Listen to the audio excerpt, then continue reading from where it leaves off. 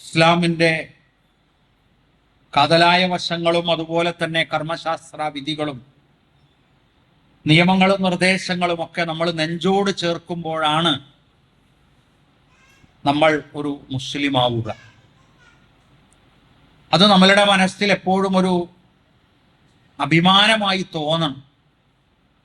ഞാനിങ്ങനെ ആയതുകൊണ്ട്, അല്ലെങ്കിൽ ഞാനൊരു വിശ്വാസി ആയതുകൊണ്ട് എല്ലായിടത്തും അവഗണിക്കപ്പെടുകയാണ് എന്നും നേരം വെളുത്താൽ ഓരോ തരത്തിലുള്ള ഭീഷണികളാണ്.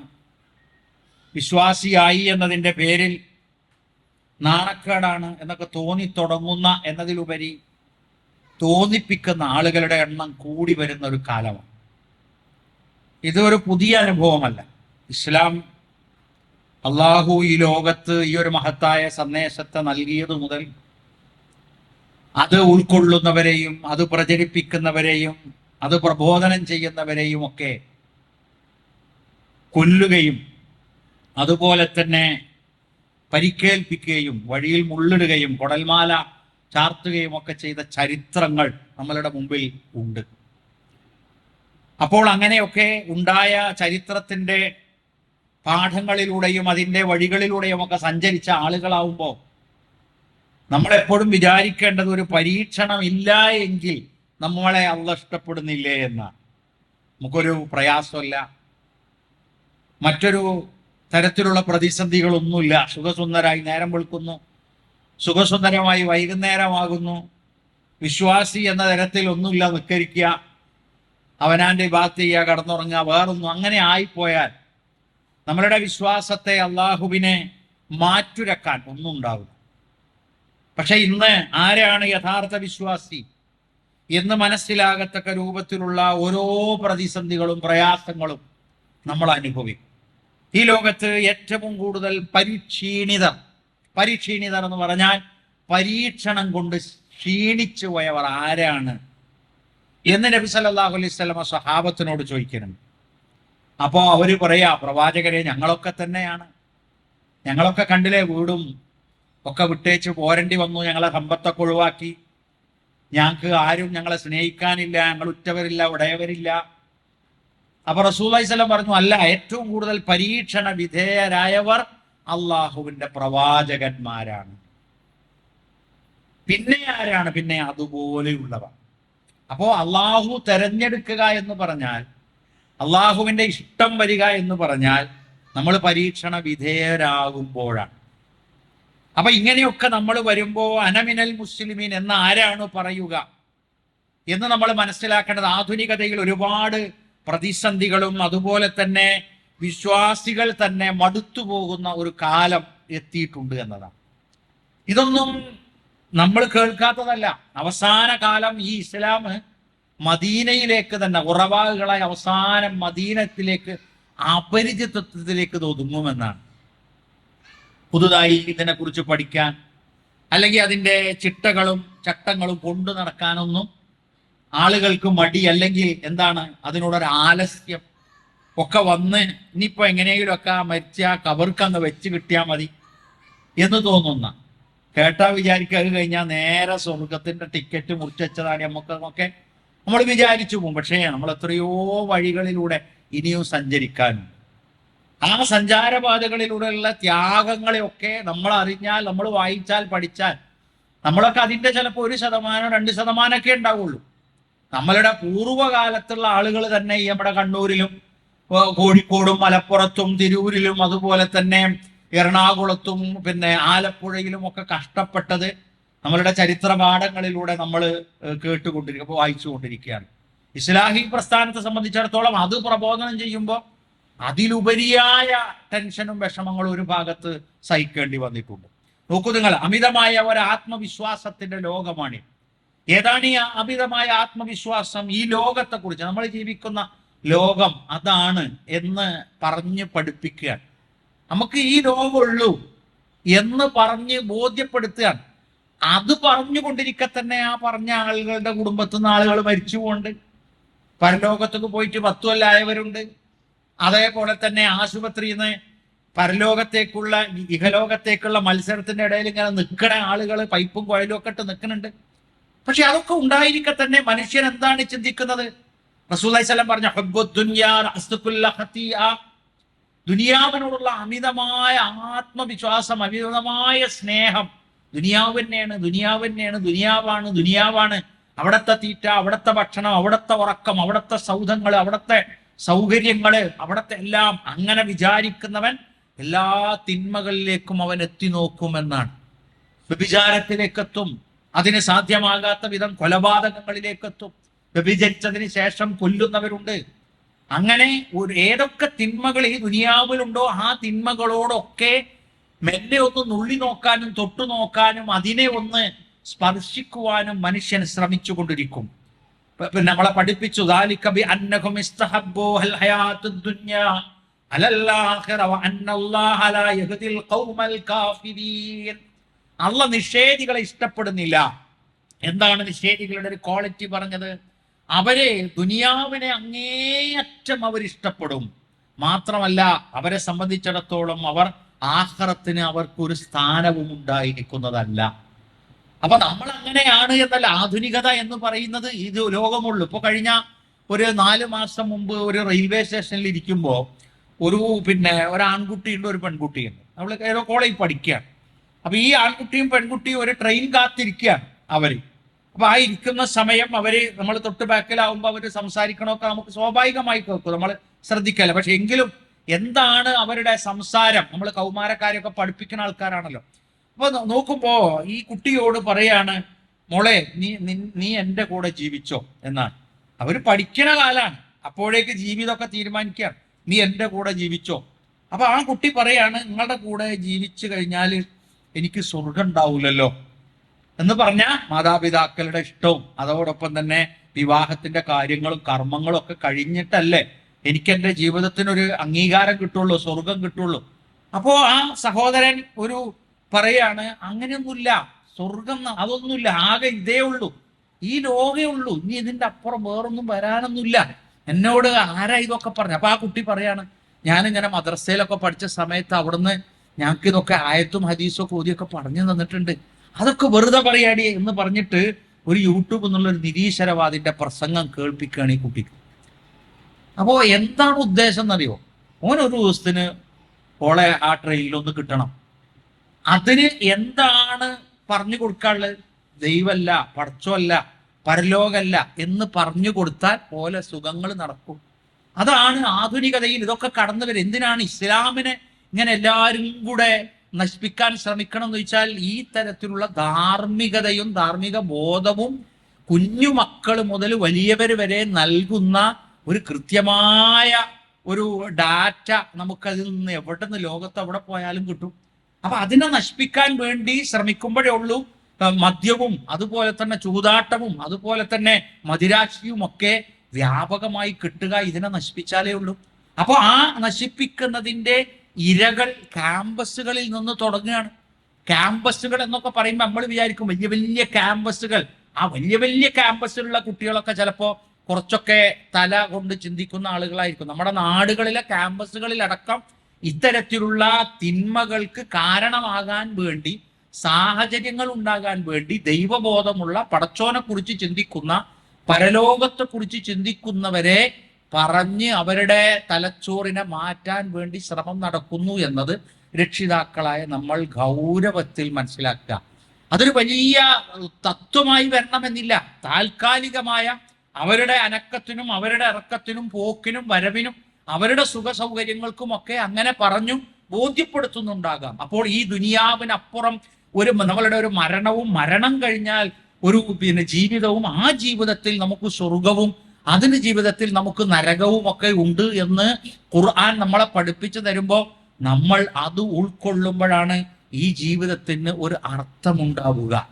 അല്ല എങ്കിൽ നമ്മൾ ചിന്തിച്ചു നോക്കൂ, നമ്മളുടെ ഈ ജീവിതം എത്രത്തോളം ആണ് നമ്മൾ അവസാനം നമ്മൾ എഴുന്നേറ്റ കട്ടിലേക്ക് തന്നെ രണ്ടാമത് പോവുകയാണ് അല്ലെ? അന്ന് പല്ലില്ല, അവസാനം പിന്നെയും പല്ലില്ല. അന്ന് കാഷ്ടിച്ചത് ആ ബെഡ് തന്നെയാണ്, അവസാനം കാഷ്ടിക്കുന്നത് ആ ബെഡ് തന്നെയാണ്. അന്ന് മൂത്രിച്ചത് ഉമ്മാന്റെ ബെഡിൽ, ഉമ്മാന്റെ മടിത്തട്ടിലാണ്. അവസാന കാലത്ത് മൂത്രിക്കുന്നത് ചിലപ്പോൾ ഭാര്യന്റെ മടിത്തട്ടിലായിരിക്കാം. അപ്പോ അന്ന് കണ്ണിന് കാഴ്ച നമുക്ക് അത്ര ബുദ്ധിയില്ല, അവസാനം നമുക്ക് ബുദ്ധിയില്ല. മനുഷ്യൻ എന്ത് നേടി എന്ന് വെച്ചാൽ ഒന്നുമില്ല. പക്ഷെ ഇല്ലല്ലദീന ആമനു വഅമിലു സ്വാലിഹാത്ത്, വതവാസൗ ബിൽ ഹഖി വതവാസൗ ബിസ്സബ്ർ. നമ്മൾ സത്യം കൊണ്ട് ഉപദേശിക്കുകയും സത്യം ഉൾക്കൊള്ളാൻ വേണ്ടി നമ്മൾ ദഅവ നടത്തുകയും ഒക്കെ ചെയ്ത് വിശ്വസിക്കുകയും ക്ഷമ കൊണ്ട് ഉപദേശിക്കുകയും ഒക്കെ ചെയ്യുമ്പോൾ നമ്മൾ ഖബറിലേക്ക് താഴേക്ക് പോകല്ല, നമ്മൾ വീണ്ടും 6 അടി മണ്ണിലേക്ക് പോകുന്നത് വീണ്ടും നമ്മൾ വിണ്ണിലേക്ക് പോകുന്നതിന് തുല്യമായിട്ടാണ്. കാരണം നമ്മുടെ ആത്മാവിനെ അള്ളാഹു മലക്കുകളെ കൊണ്ട് കൊണ്ടുപോവുകയാണ്. അപ്പൊ വിശ്വാസപരമായി നമ്മൾ ഈ ലോകത്തിൽ വിശ്വസിക്കുന്നു എന്ന് മനസ്സിലാവുമ്പോൾ ഈമാൻ കാര്യത്തിൽ ഒന്ന് ആഖിറത്തിൽ നമ്മൾ വിശ്വസിക്കുക, ഖിയാമത്തിൽ വിശ്വസിക്കുക. 2 ത്യാഗജീവിതങ്ങളെയാണ് ഇസ്ലാം പഠിപ്പിക്കുന്നത്. എന്നു വെച്ചാൽ ഒരു ബുദ്ധിമുട്ടും സഹിച്ചൂടാ, ഒരു പ്രയാസവും സഹിച്ചൂടാ. അപ്പൊ നമ്മളെ സംബന്ധിച്ച് നമ്മളിപ്പോ ഒരു നല്ല AC ഹാളിലാണ് വന്നിരിക്കണത് അല്ലെ, ചിലപ്പോ നമുക്ക് അങ്ങാടിയിലേക്കാണ് ഒരു അത് നടക്കണേ. അപ്പൊ നമ്മളവിടെ പോയിരിക്കും. ഇതിപ്പോ കഴിഞ്ഞ ആഴ്ച നമ്മളെല്ലാവരും കടപ്പുറത്തായിരുന്നു അല്ലെ, ആ മണലിലാണ് ഇരുന്നത്. അങ്ങനെ കാരണം നമുക്ക് മണലെങ്കിൽ ഉണ്ടല്ലോ, മാത്രമല്ല അത്ര ആള് വരാണ്ടല്ലോ.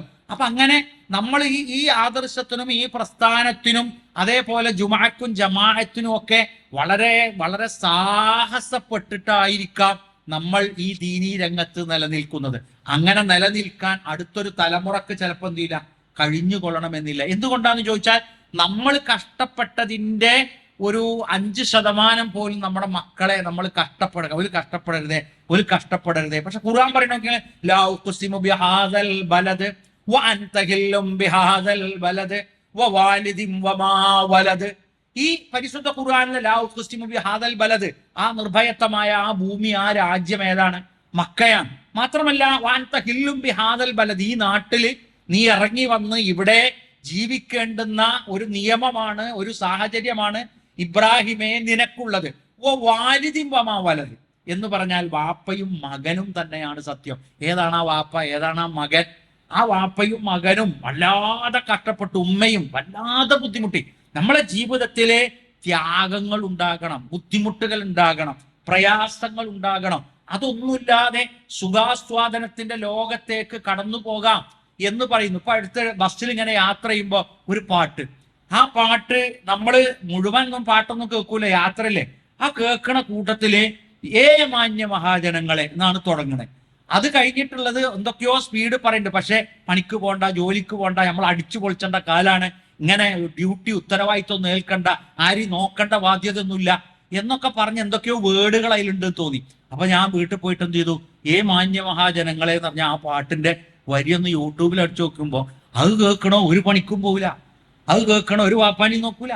കാരണം ഓൻ ആകെ കുളു മണാലി ടൂറ് പോയി ഉള്ള പൈസ അടിച്ചു പൊളിക്കണം എന്ന് മാത്രമേ അവനെ ഇന്ന് കിട്ടുള്ളൂ. വേറെ ജീവിതം എന്ന് പറഞ്ഞാൽ അടിച്ചു പൊളിക്കാൻ വേണ്ടി പടച്ചോ ഇത്ര സുന്ദരമായ ബുദ്ധിയുള്ള അന്തള്ള ഒരു മനുഷ്യനെ അള്ളാഹു ഈ ലോകത്തേക്ക് അയക്കണോ?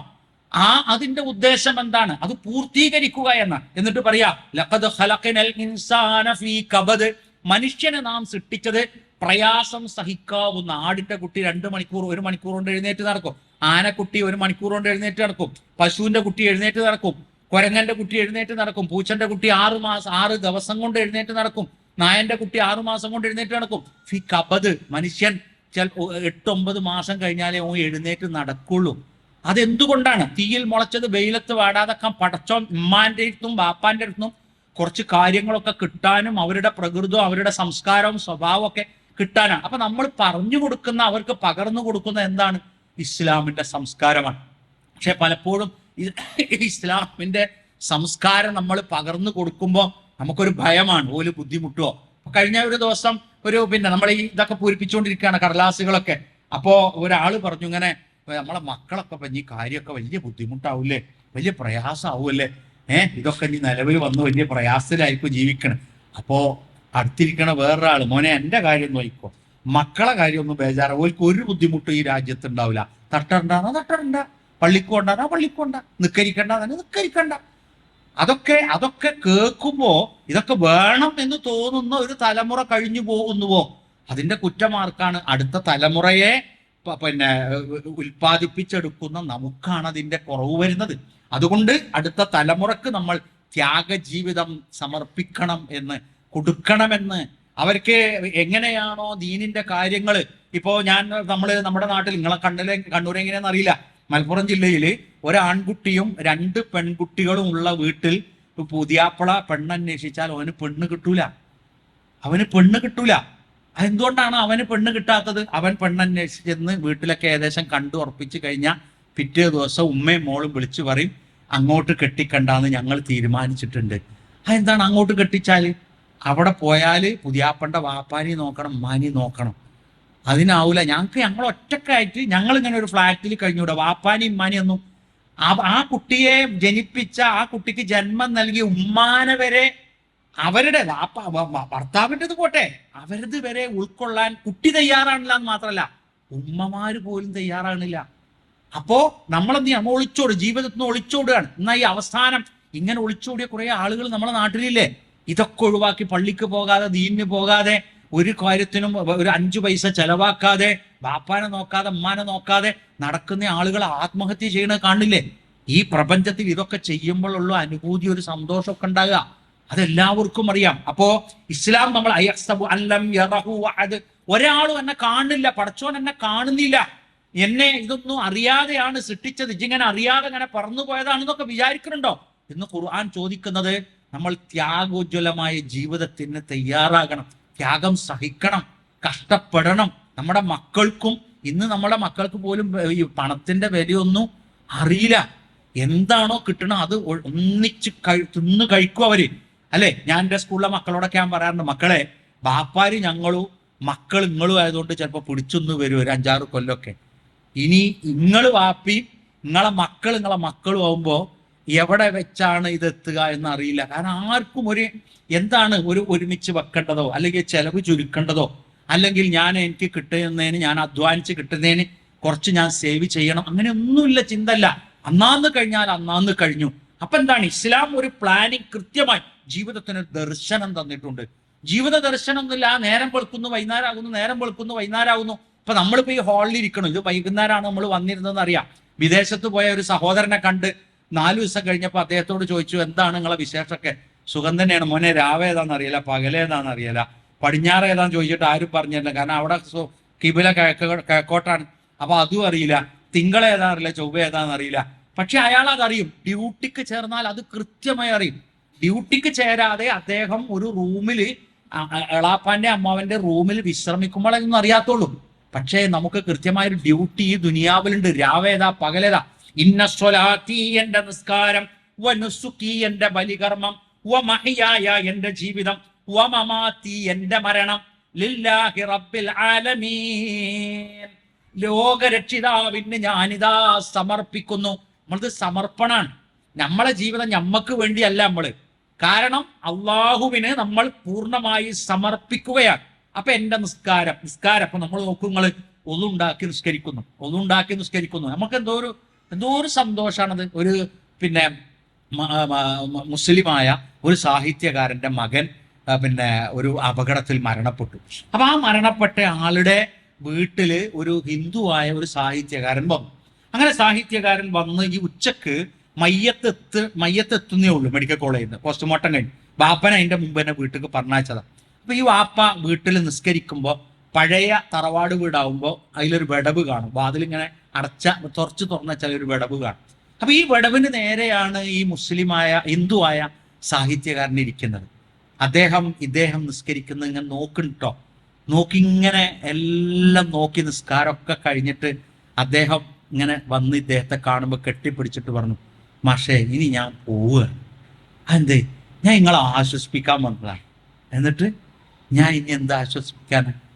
നിങ്ങൾ പടിഞ്ഞാറോട്ട് തിരിഞ്ഞെന്ന് നിങ്ങൾ ദൈവത്തോട് നിന്നു പറഞ്ഞു, പിന്നെ നിങ്ങൾ കുമ്പിട്ട് പറഞ്ഞു, പിന്നെ നിങ്ങൾ വീണ്ടും നിന്ന് പറഞ്ഞു, വീണ്ടും നിങ്ങൾ മാഷേ നിങ്ങൾ കിടന്നു പറഞ്ഞു, വീണ്ടും നിങ്ങൾ ഇരുന്ന് പറഞ്ഞു, വീണ്ടും നിങ്ങൾ നിന്ന് പറഞ്ഞു, വീണ്ടും നിങ്ങൾ കുമ്പിട്ട് പറഞ്ഞു, വീണ്ടും നിങ്ങൾ കിടന്നു പറഞ്ഞു മാഷേ, വീണ്ടും നിങ്ങൾ ദീർഘമായി ഇരുന്ന് പറഞ്ഞു മാഷേ, പിന്നീട് വീണ്ടും മാഷേ നിങ്ങൾ നിന്നു, മാഷേ നിങ്ങൾ വീണ്ടും കുമ്പിട്ട് പറഞ്ഞു, വീണ്ടും നിങ്ങൾ കടന്നു പറഞ്ഞു, വീണ്ടും നിങ്ങൾ നിന്ന് പറഞ്ഞു.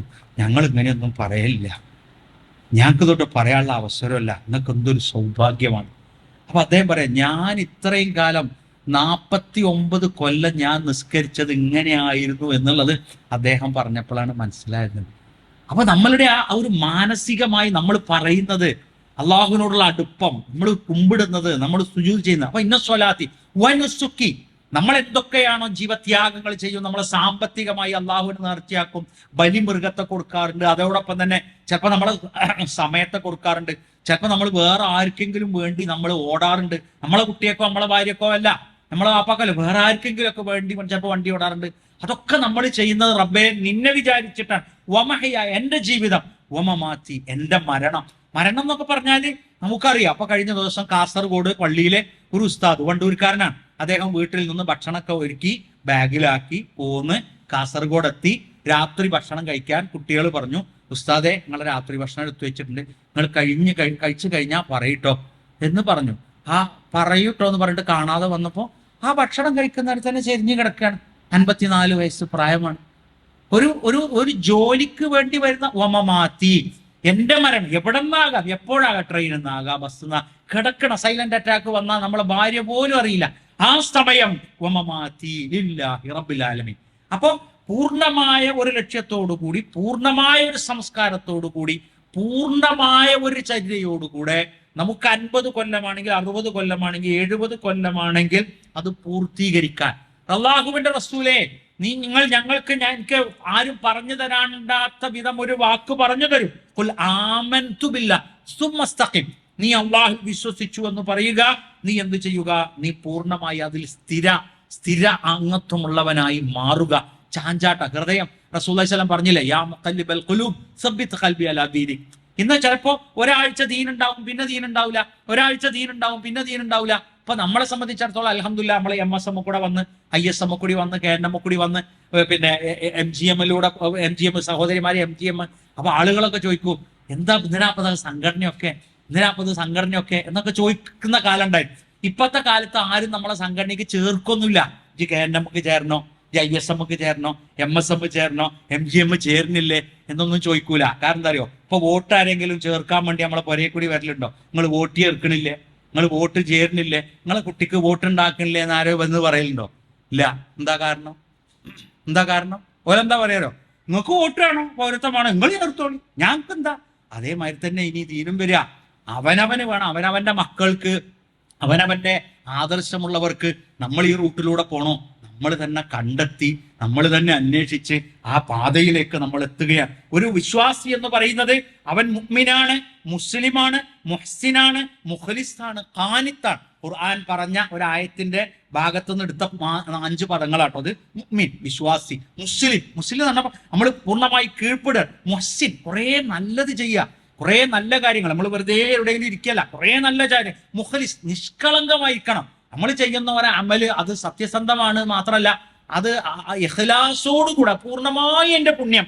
ഖാനിത്ത് എന്ന് പറഞ്ഞാൽ നമുക്ക് ഫിഖ് നോക്കിയാൽ കാണാം, ഒരു ദിവസം ഒരു 100 ആയത്തെങ്കിലും ശരാശരി ഓതുന്ന ഒരാള് ഖാനിത്ത്, അങ്ങേയറ്റത്തെ ഭക്തൻ എന്ന രൂപത്തിലാണ് അറിയപ്പെടുക. അപ്പോൾ നമ്മൾ ഇക്കാര്യങ്ങളൊക്കെ കേട്ട് നടക്കുമ്പോൾ നമ്മൾക്ക് നമ്മളുടേതായ അമലുകൾ ഒരു ഭാഗത്ത് നമ്മൾ ക്ലിയർ ആക്കണം. നമ്മളുടെ ലോകം എന്ന് പറയുന്നത് നമ്മളുടെ ഒരു പ്രതിസന്ധി, ഇച്ഛയെ പിൻപറ്റുക എന്നാണ്. My body is my choice. ഞാൻ എന്താണോ എൻ്റെ ശരീരം, എൻ്റെ മനസ്സ്, എൻ്റെ പ്രവർത്തനം, ഞാൻ എഴുന്നേൽക്കുന്നത്, ഞാൻ കിടക്കുന്നത്, ഞാൻ തിന്നുന്നത്, ആ എന്തിനാ നിങ്ങൾ നോക്കണേ? അതൊക്കെ എനിക്കിഷ്ടമുള്ളത് ഞാൻ ചെയ്യും, ഞാൻ എനിക്കിഷ്ടമുള്ളത് പോലെ ജീവിക്കും. അതിന് തോന്നിവാസം എന്നൊരർത്ഥത്തിൽ ചിലപ്പോൾ തോന്നിയതുപോലെ ജീവിക്കുന്നതിനെ പറയാം. അപ്പൊ അതൊന്നും ചിലപ്പോൾ ആരോട് നമ്മളൊന്നും പറയാൻ പറ്റൂല. പക്ഷെ ഓർക്കുക, അവൻ നമ്മളെ സൃഷ്ടിച്ചവനാണ്. സുമ്മ യുമീത്തുക്കും, പിന്നെ മരിപ്പിക്കുന്നവനാണ്. സുമ്മ യുഹീക്കും, പിന്നെ ജീവിപ്പിക്കുന്നവനാണ്. സുമ്മ ഇലൈഹി തുർജഊൻ, അവങ്കലേക്കാണ് മടക്കപ്പെടുന്നത്. മരണം സംഭവിച്ചു എന്ന് പറയുന്നത് അള്ളാഹുവിന്റെ ലോകത്തുള്ള എല്ലാ മനുഷ്യരും മരിക്കും. എല്ലാവരും ഇന്ന് ഒഴിവാവില്ല എന്ന് പറഞ്ഞാൽ ഈ പറയുന്ന എല്ലാവരും മരിക്കും എന്ന് പറഞ്ഞാൽ ആ മരിപ്പിക്കുന്നവൻ ആരാണ്? ഒരു പ്രൊഫസറും ഒരു പ്രൊഫസർത്തി. ദീനിയായ കാര്യങ്ങളിലൊന്നും വലിയ ചിട്ടയ ആവശ്യമൊന്നും അവരുടെ ജീവിതകാലത്ത് അവർക്കില്ലായിരുന്നു. UGC സ്കെയിലായിരുന്നു. അങ്ങനെ യാദൃച്ഛികമായി ഒരു പള്ളിയിൽ നിന്ന് 2 ആൾ റിട്ടയർമെന്റിന് ശേഷം ഇറങ്ങി വരുന്നത് കണ്ടപ്പോൾ യാദൃച്ഛികമായി ചോദിച്ചു, സാർ നിങ്ങൾ എങ്ങനെയാ ഇവിടെ എത്തിയത്? പള്ളിയിലെത്തിയെന്നല്ല, ഈ നാട്ടിലെത്തിയത്. അദ്ദേഹം പറഞ്ഞു, പിന്നെ എന്നെ എങ്ങനെ അറിയാം? ഞാൻ പറഞ്ഞു, മുമ്പേ അറിയാം, പക്ഷേ നിങ്ങൾ ഈ വഴിക്കൊന്നുമില്ലാത്ത, പിന്നെ ഹിദായത്ത് പഠിച്ചവനല്ലേ തരിക. അപ്പൊ അദ്ദേഹം പറഞ്ഞു, എനിക്ക് 2 ആൺകുട്ടികൾ, ഒരു പെൺകുട്ടിയായിരുന്നു. 2 ആൺകുട്ടികൾ ഗൾഫിൽ പോയി, പിന്നെ ഒരു പെൺകുട്ടി ഉണ്ടായിരുന്നു. ആ പെൺകുട്ടിക്ക് വേണ്ടിയായിരുന്നു ഞങ്ങളുടെ ജീവിതം മുഴുവൻ. ആ പെൺകുട്ടിയാണ് ഞങ്ങളുടെ ജീവിതം. അങ്ങനെ ഇരിക്കെ അവൾ ഒരു അപകടത്തിൽ മരിച്ചു. ഇത്രയും ഞങ്ങൾക്ക് വേണ്ടപ്പെട്ട ഒരുത്തിയെ കൊണ്ടുപോയി ഞങ്ങളുടെ കണ്ണീര് ഇതാരാണ് കൊണ്ടുപോയത് എന്ന് ഞങ്ങൾ അന്വേഷിച്ചു. ഞങ്ങൾ കണ്ടെത്തി അത് കൊണ്ടു തന്നവനാണ് കൊണ്ടുപോയത് എന്ന് ഞങ്ങൾക്ക് മനസ്സിലായി. അതിനുശേഷം ഞങ്ങൾ അവൻ ആരാണെന്ന് അന്വേഷിച്ചു. അവൻ റബ്ബാണെന്ന് മനസ്സിലായി. ഞങ്ങളുടെ ശിഷ്ടകാലം മുഴുവനും ആ റബ്ബിനെ പ്രീതിപ്പെടുത്താനുള്ള കർമ്മങ്ങളുമായി ഞങ്ങൾ മുന്നോട്ട് പോവുകയാണ്. നാട്ടിലാവുമ്പോൾ ആരും ഞങ്ങളെ വിശ്വസിക്കൂല. കാരണം ഞങ്ങളെ ഗേറ്റ് ഒരു മതകാര്യത്തിനു വേണ്ടി തുറക്കപ്പെട്ടിട്ടില്ല, ദുന്യവ്യായ കാര്യത്തിനെ തുറക്കപ്പെടുള്ളൂ. അങ്ങനത്തെ ഒരു നാട്ടിൽ പിന്നെ ഞങ്ങൾ എങ്ങനെ വിശ്വസിച്ചു എന്ന് പറഞ്ഞാൽ ആളുകൾ വിശ്വസിക്കൂല. അതുകൊണ്ട് ഞങ്ങൾ പട്ടണത്തിലേക്ക് താമസം മാറ്റിയതാണ്. ഇനി ഞങ്ങളുടെ ശിഷ്ടകാലം എങ്ങനെയാ? കഴിഞ്ഞ വർഷം ഞങ്ങൾ ഹജ്ജിന് പോയി. അങ്ങനെ ഞങ്ങളുടെ കർമ്മങ്ങൾ നോക്കൂ നിങ്ങൾ, അപ്രതീക്ഷിതങ്ങളാണ് ഇതൊക്കെ. അപ്പൊ ജീവിതത്തിൽ നമുക്ക് വേണം എന്ന് തോന്നുന്നത് നമ്മളെ ആര് സൃഷ്ടിച്ചു, ആരാണ് നമ്മളെ എവിടേക്ക് അയച്ചത്, ആരാണ് കൊണ്ടുപോകുന്നത്, ആരാണ് മക്കളെ തന്നത്, ആരാണ് സമ്പത്ത് തന്നത്, ആരാണ് ആയുസ് തന്നത്, ആരാണ് ആരോഗ്യം തന്നത് എന്ന് തിരിച്ചറിയുമ്പോഴാണ് എനിക്ക് കടമയുണ്ട്, കടപ്പാടുണ്ട് എന്ന് മനസ്സിലാവുള്ളൂ. അല്ലാതെ ഇപ്പൊ എന്താ പ്രത്യേകിച്ച് ഈ ദുനിയാവിൽ ആരോടാ കടപ്പാട് ഉണ്ടോ? പക്ഷേ നമുക്ക് ആര് തന്നു. മാത്രമല്ല അങ്ങനെ ഈ രണ്ടാമത്തത്, ഈ ആഗ്രഹിച്ചതുപോലെ, ഞാൻ വിചാരിച്ചതുപോലെ, ഞാൻ എനിക്ക് തോന്നിയതുപോലെ ഞാൻ ജീവിക്കും എന്ന് പറയുന്നതും പറയിപ്പിക്കുന്നതും എന്താണ്? ആഗ്രഹങ്ങളാണ്, മനുഷ്യന്റെ ആഗ്രഹങ്ങളാണ്. ഈ ആഗ്രഹം എന്ന് പറയുന്നത് റസൂലുള്ളാഹി സ്വല്ലല്ലാഹു അലൈഹി വസല്ലം പറഞ്ഞല്ലോ, ഒരു കുന്ന് കിട്ടിയാൽ, സ്വർണത്തിന്റെ ഒരു കുന്ന് കിട്ടിയാൽ രണ്ടാമത്തെ ഒരു കുന്ന് നമ്മൾ ആഗ്രഹിക്കും, അപ്പൊ മൂന്നാമത്തെ ഒരു കുന്ന് ആഗ്രഹിക്കും. അങ്ങനെ ആർത്തിയുടേതാണല്ലോ പരിശുദ്ധ ഖുർആൻ. നമുക്ക് നമ്മളെപ്പോഴും കേൾക്കുന്ന എന്നുള്ള സൂറത്ത് ശരിക്ക് 4 കാലുള്ള കുതിരനെയാണല്ലോ അതിന് പഠിപ്പിക്കണേ. 4 കാലുള്ള കുതിരയെ, 4 കാലുള്ള കുതിര നല്ല നന്ദിയുള്ള ജീവിയാണെന്ന് പറഞ്ഞിട്ട് അള്ളാഹ് പറയാണ് അവസാനം, ഇന്നൽ ഇൻസാനിൽ റബ്ബിഹി ലകനും, ഇരുകാലിയായ മൃഗമായ മനുഷ്യൻ നന്ദി കെട്ടവനാണ്. ഇവന്നഹു അലാ ദാലിക ലശഹീദ്, അവൻ അതിന് സാക്ഷിയാണ്. വഇന്നഹു ലിഹുബ്ബിൽ ഖൈരി ലശദീദ്, അവൻ എന്താണ്? പണത്തെ അമിതമായി ഇഷ്ടപ്പെടുന്ന, സമ്പത്തിനെ അമിതമായി ഇഷ്ടപ്പെടുന്നത് കൊണ്ട് അവൻ അവന്റെ ലക്ഷ്യം തെറ്റുന്നു എന്നാണ്. അപ്പൊ പരിശുദ്ധ ഖുർആൻ നമ്മളെ അമ്മാമൻ ഖാഫ മഖാമ റബ്ബിഹി വനഹൻ നഫ്സ അനിൽ ഹവാ ഫഇന്നൽ ജന്നത ഹിയൽ മഅവാ. നമ്മൾ എന്താണ്? നമ്മുടെ ആഗ്രഹങ്ങൾക്ക് ഒരു പരിധി ഉണ്ട് എപ്പോഴും, അല്ലെ? അപ്പൊ നമുക്ക് സമ്പത്ത് അൽഹംദുലില്ലാഹ് ഉണ്ടായിക്കോട്ടെ, കുഴപ്പമുണ്ടായിട്ടല്ല. പക്ഷേ അതിനു വേണ്ടി സ്വഹാബത്തിന്റെ ഒരു ചരിത്രം നമ്മൾ കേൾക്കാറുണ്ട്. റസൂലിന്റെ അടുത്ത് വന്ന് പറഞ്ഞതിലെ, നബി സല്ലല്ലാഹു അലൈഹി വസല്ലമയെ നിങ്ങൾ എനിക്കും വേണ്ടി ദ്വാർക്കണം, ഞാനിപ്പോ അങ്ങനെ ഒരു കുറച്ച് ആടിനെയൊക്കെ വാങ്ങിയിട്ടുണ്ട്.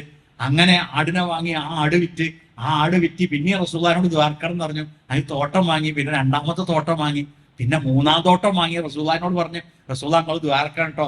പിന്നെ മൂപ്പരെ ളുഹറിന് കാണാതെയായി, പിന്നെ അസറിന് നിസ്കരിക്കാൻ കാണാതെയായി, പിന്നെ മഗ്‌രിബിന് കാണാതെ വന്നു. കുറച്ചു കാലം കഴിഞ്ഞപ്പോ സുബൈക്കും ഇല്ലാതെയായി. അപ്പൊ റസൂലുള്ളാഹി സ്വല്ലല്ലാഹു അലൈഹി വസല്ലം ചോദിച്ചു, എവിടെയാണ്?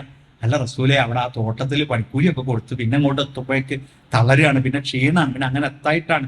അപ്പൊ റസൂലുള്ളാഹി സ്വല്ലല്ലാഹു അലൈഹി വസല്ലം കുറെയൊക്കെ കേട്ടിരുന്നു. ഇവരെ തിരക്ക് കേട്ടു ചോദിച്ചു, അല്ല ഈ ദുനിയാവ് ഏതാല്ല? കാരണം പാച്ചില, ഒരു സമാധാനമല്ല, ഉറക്കില്ല, നിസ്കാരമല്ല, നിസ്കാരം ഉണ്ടാവും, ഉറക്കില്ല, ഭക്ഷണമല്ല, ഓട മോനെ, ഈ ലോകമല്ല, ആകെ ലോകമല്ല, പിന്നെ എന്തിനാ ഈ ജീവിക്കണം എന്ന് ചോദിച്ചപ്പോ അദ്ദേഹം കുറച്ച് കഴിഞ്ഞിട്ട് പറഞ്ഞു, റസൂലെ എനിക്ക് തിരിച്ചെന്നെ ദ്വാർന്നാ മതി എന്ന് പറഞ്ഞാല് ദുനിയാവ് വന്ന ആഹാരം മാത്രം. റസൂല പറഞ്ഞു, അങ്ങനെ ദ്വാർക്കണ്ട, അള്ളാഹു നിനക്ക് നിന്റെ മനസ്സ് ധന്യമാക്കി തരട്ടെ, ഉള്ളതുകൊണ്ട് സന്തോഷത്തിൽ ഉണ്ട് എന്ന് തോന്നുന്ന. അപ്പം സാമ്പത്തികമായാലും മറ്റാഗ്രഹങ്ങളായിരുന്നാലും ഒക്കെ നമുക്കെന്താണ്?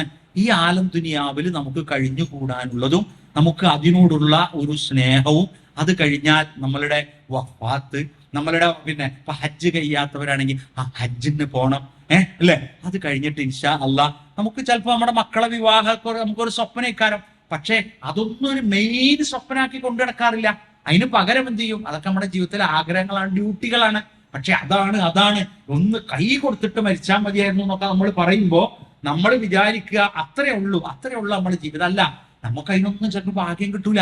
എത്രയോ കുട്ടികൾ കൈ കൊടുക്കാൻ ബാപ്പല്ലാതെ എളാപ്പാര് കൈ കൊടുക്കുന്നുണ്ട്. അവരൊക്കെ ലക്ഷ്യം പൂർത്തിയാക്കാതെ പോയി എന്നാണോ പറയുന്നത്? അല്ല, പരലോകത്ത് നമ്മൾ ഇവിടെ ഒരു സൗകര്യം കിട്ടുമ്പോൾ അവിടെ നമുക്ക് കിട്ടുക എന്നതാണ്. അഞ്ചാമത്തേത്, നമ്മെ സംബന്ധിച്ചിടത്തോളം നമ്മൾക്ക് അറിവ് നേടുക എന്നത് നമ്മുടെ ഉമ്മത്തിന്റെ ഒരു ബാധ്യതയാണ്. പക്ഷെ ഒരു കാലത്ത് അറിവ് കുറഞ്ഞു പോയൊരു സമൂഹം ഇന്ന് അറിവിന് വേണ്ടി ഒരുപാട് കഷ്ടപ്പെട്ടു നമ്മൾ. പക്ഷെ പലപ്പോഴും തോന്നിപ്പോകുന്നു അറിവിന് പറഞ്ഞയച്ചത് ഒരബദ്ധമായോ എന്ന് ചില രക്ഷിതാക്കൾ ചിന്തിക്കുന്നു. അങ്ങനെ നമ്മൾ ചിന്തിക്കരുത്. കാരണം നമുക്ക് ഇസ്ലാം ഇഖ്റ ബിസ്മി റബ്ബിക്കല്ലദീ ഖലഖ് എന്ന് പറഞ്ഞാൽ നമ്മൾ വായിക്കാനും പഠിക്കാനുള്ളതാണ്. അപ്പൊ ഇത് ദുന്യവിയായ വിദ്യാഭ്യാസമുണ്ട്, ഉഖ്റവിയായ വിദ്യാഭ്യാസമുണ്ട്. ദീനിയായ വിദ്യാഭ്യാസം എപ്പോഴും എത്തിച്ചേരേണ്ടത് ആഖിറവുമായുള്ള വിദ്യാഭ്യാസത്തിന്റെ കാര്യത്തിലാണ്.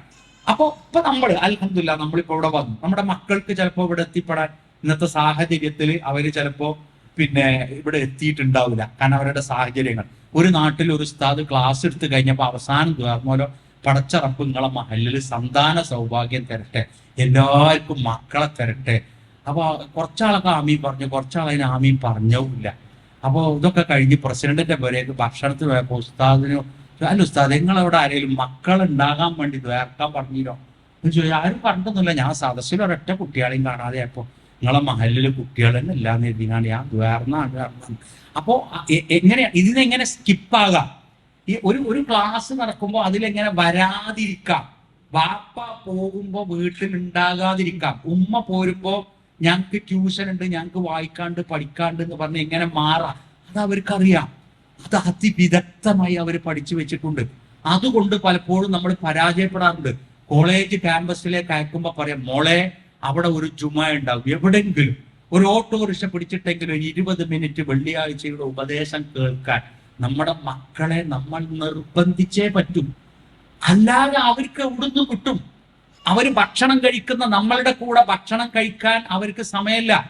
അവര് തിന്നല്ല നമ്മൾ തിന്ന. അഥവാ ഒരു സദ്യയിൽ എങ്ങനാണ്ട് നമ്മുടെ മക്കളോടൊപ്പം നമ്മൾ ഇരുന്ന് കഴിഞ്ഞാൽ നമ്മളാകെ വഷളാവും. കാരണം ഭക്ഷണം കെട്ട് ആകെ കിളുമ്പി അവിടെ വേസ്റ്റ് ആക്കി ഇട്ട് കൈയൊന്നും തുറക്കാതെ ഒന്നും ക്ലിയർ ആക്കാതെ പോകുന്നത് കാണുമ്പോൾ നമ്മൾ ഒരു മൗലവിന്റെ മുമ്പിൽ വഷളായല്ലോ. മൗലവി അല്ല പഠിച്ചോ, നമ്മൾ ഇരുത്തി ആ ഭക്ഷണം കളയരുത്, വേസ്റ്റ് ആക്കരുത് എന്നൊന്നും അറിയാത്തത് എവിടെ നിന്നും അവര് മദ്രസയിൽ കഴിഞ്ഞിട്ട് പിന്നെ അത് കേൾക്കുന്നില്ല. അപ്പൊ കേൾക്കാനുള്ള സന്ദർഭമാണ് വെള്ളിയാഴ്ചയുടെ ഖുതുബ. അതോടൊപ്പം തന്നെ കണ്ടിന്യൂസ് റിലീജിയസ് എഡ്യൂക്കേഷൻ എന്ന MSMന്റെ CRE പ്രോഗ്രാമുകൾ നടക്കുന്നുണ്ട് സൺഡേയില്. അപ്പൊ അങ്ങനെയുള്ളതിലൊക്കെ നമ്മളൊക്കെ കേൾക്കാൻ കണ്ണൂരിൽ അവസരമുണ്ടായതുപോലെ നമ്മുടെ മക്കൾക്ക് കേൾക്കാൻ അവസരമുണ്ടാകണം. വലാകിൻ അക്സറൻ നാസി ലാ യഅലമൂൻ യഅലമൂന ളാഹിറൻ മിനൽ ഹയാത്തിദ് ദുനിയാ വഹും അനിൽ ആഖിറതി ഹും ഗാഫിലൂൻ. അധിക ജനങ്ങളും വിവരമുള്ളവരാണെന്ന് പറയുന്നു, പക്ഷേ അവരുടെ വിവരം ഭൗതികപരമായ വിദ്യാഭ്യാസം മാത്രമാണ്. യഅലമൂന ളാഹിറൻ മിനൽ ഹയാത്തിദ് ദുനിയാ, ദുനിയാവിന്റെ പുറമേയുള്ള വിദ്യാഭ്യാസം അവർ നേടിയിട്ടുണ്ട്. വഹും അനിൽ ആഖിറതി ഹും ഗാഫിലൂൻ, അവർ അവരുടെ പാരത്രികമായ അറിവിനെ കുറിച്ച് അവർ അശ്രദ്ധരാണ്. അതുകൊണ്ടാണ് വിദ്യാഭ്യാസത്തിന്റെ കാര്യത്തിൽ നമുക്ക് പരാജയപ്പെട്ടോ എന്ന് തോന്നുന്നത്.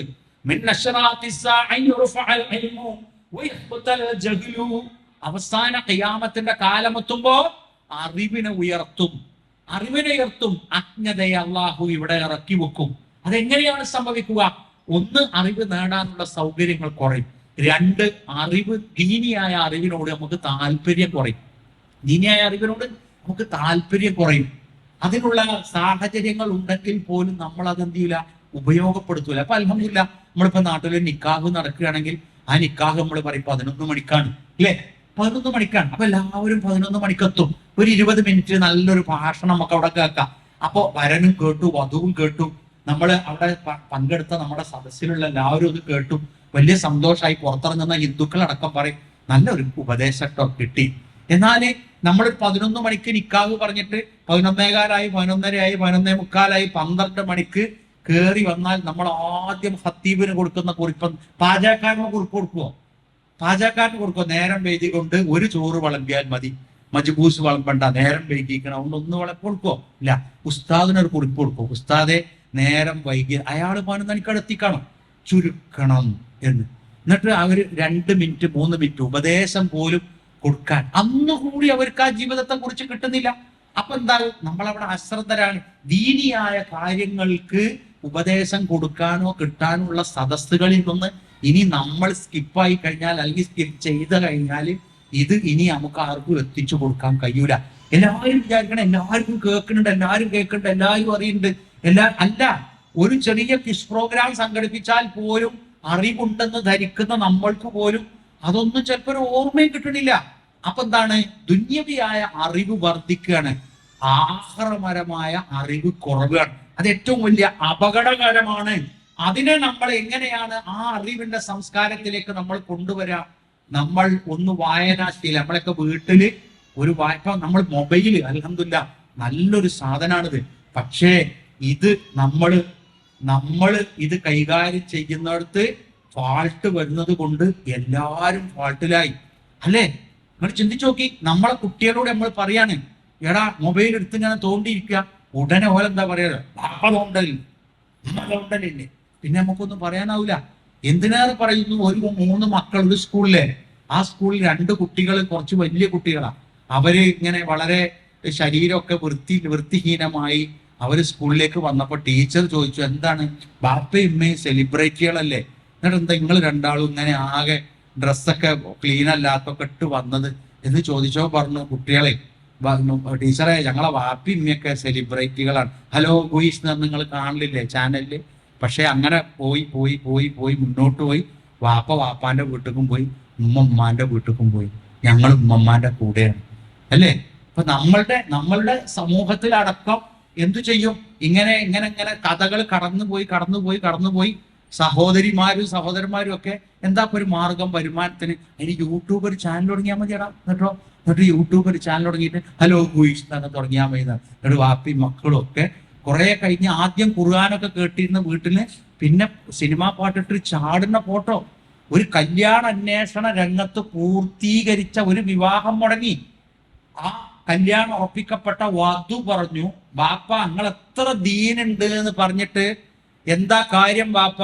ഇൻസ്റ്റാഗ്രാമില് ആ അമ്മി മകളും തട്ടം കഴിച്ചിട്ട് ഡാൻസ് ചെയ്യണ വീഡിയോ ഉണ്ടായിരുന്നു. അപ്പോ അയാൾ പറഞ്ഞു, അതെങ്ങനാണ്ട് ഓരോ പോരേ. അല്ല ബാപ്പ, 25K ആണ്, 25,000 ആള് കണ്ടിക്കണ്. നോക്കൂ. അപ്പൊ ഈ ഒരു മൊബൈല് നമുക്ക് ഉണ്ട് എന്നുള്ളത് നല്ല കാര്യം. പക്ഷെ കടന്ന് ഓരോ ദിവസവും ഈമാൻ വിട്ട് പോകാൻ ഒരു കാരണമായി തീരുന്നില്ലത്. അപ്പോ ആധുനികതയുടെ സൗകര്യങ്ങൾ നമ്മളെ ഭരിക്കുമ്പോ ആ ഭരണത്തിന്റെ നേതൃത്വം കൊടുക്കുന്ന ഉമ്മമാരുമായവർ, റസൂലുള്ളാഹി സ്വല്ലല്ലാഹു ഉമറാക്കും ശറാറക്കും നേതൃത്വം കൊടുക്കുന്നവർ ഏറ്റവും വൃത്തികെട്ടവരാകുന്നു. അവരുടെ ഒരു സമൂഹത്തിന് അള്ളാഹു അംഗീകാരം കൊടുക്കൂല എന്ന് റസൂലുള്ളാഹി സ്വല്ലല്ലാഹു ഉപദേശങ്ങൾ നമുക്ക് കിട്ടാൻ കഴിയും. അപ്പോ ഇങ്ങനെയൊക്കെ ഓരോ ഇന്ത്യ രാജ്യത്ത് പോലും വലിയ വലിയ പരീക്ഷണങ്ങൾ വരുമ്പോൾ നമ്മുടെ സംസ്കാരത്തെയും നമ്മളുടെ പെരുമാറ്റത്തെയും നമ്മുടെ വിശ്വാസത്തെയും ഒക്കെ ഹനിക്കുന്നതിന്റെ ഫലമാണോ നമ്മൾ പരീക്ഷിക്കുന്നതെന്ന് നമ്മൾ നിരീക്ഷണ വിധേയമാക്കേണ്ടതുണ്ട്. 7ാമത്തേത്, നമ്മൾ ദീനിയായ ജീവിത ചിട്ടയിൽ നമ്മൾ പോകുമ്പോൾ ഒരു കുടുംബ സംസ്കാരമുണ്ട് നമുക്ക്. അതെന്താണ്? അത് ജ്യേഷ്ഠൻ, അനിയൻ, എളാപ്പ, മൂത്താപ്പ എല്ലാവരും കൂടി വ്യക്തി ബന്ധങ്ങളോടൊപ്പം തന്നെ സ്നേഹബന്ധങ്ങളും സൗഹൃദ ബന്ധങ്ങളോടൊപ്പം കുടുംബ ബന്ധങ്ങളും. അപ്പൊ ഈ ബന്ധങ്ങളൊക്കെ മുന്നോട്ട് പോകുമ്പോൾ പലപ്പോഴും കാണാം, പിന്നെ എന്താ പറയാ, ആർക്കും ആരെയും അങ്ങനെ ഒരു ഇഷ്ടമില്ല. അവനാനും അവനാന്റെ ഭാര്യയും അവനാന്റെ മക്കളും പോവുക. നമ്മളെവിടെ പോയി എന്നൊരു ചോദ്യത്തിന് ചിലപ്പോൾ നമ്മുടെ വീട്ടിലെ ഉമ്മ നമ്മളോടൊന്ന് ചോദിച്ചാൽ നമ്മൾ അത് ചോദിക്കണം നമുക്ക് ഇഷ്ടമല്ല, നമുക്കത് പറയാൻ ഇഷ്ടമല്ല, നമ്മൾ മാത്രമാണ്. എന്നിട്ട് അവര് കുറച്ചുകൂടി വളർന്നു കഴിഞ്ഞാൽ പിന്നെ അവരും നമ്മളിൽ നിന്ന് ഒഴിവായി. കുറച്ച് കഴിഞ്ഞാൽ പിന്നെ നമുക്കൊരു 50 വയസ്സായാല് ഭാര്യയ്ക്ക് ഒരു 45 ആയാൽ പിന്നെ ഭാര്യ എവിടെ പോയി എന്ന് ഭർത്താവ് ചോദിക്കണത് ഓൾക്ക് ഇഷ്ടമല്ല. ഭർത്താവിനോട് നിങ്ങൾ എവിടെ പോയി, അതെന്തിനാ ഈ ചോദിക്കേണ്ട ആവശ്യം? നമ്മൾ കല്യാണം കഴിഞ്ഞിട്ട് 10 രൂപ അല്ലായില്ലേ, ഈ പാക്ക മതി, ചോദ്യം ഉത്തരവൊന്നും വേണ്ട. ആർക്കും ആരോടും ഒരു കമ്മിറ്റ്മെന്റ് ഇല്ലാത്ത അങ്ങനെ ആകരുത്.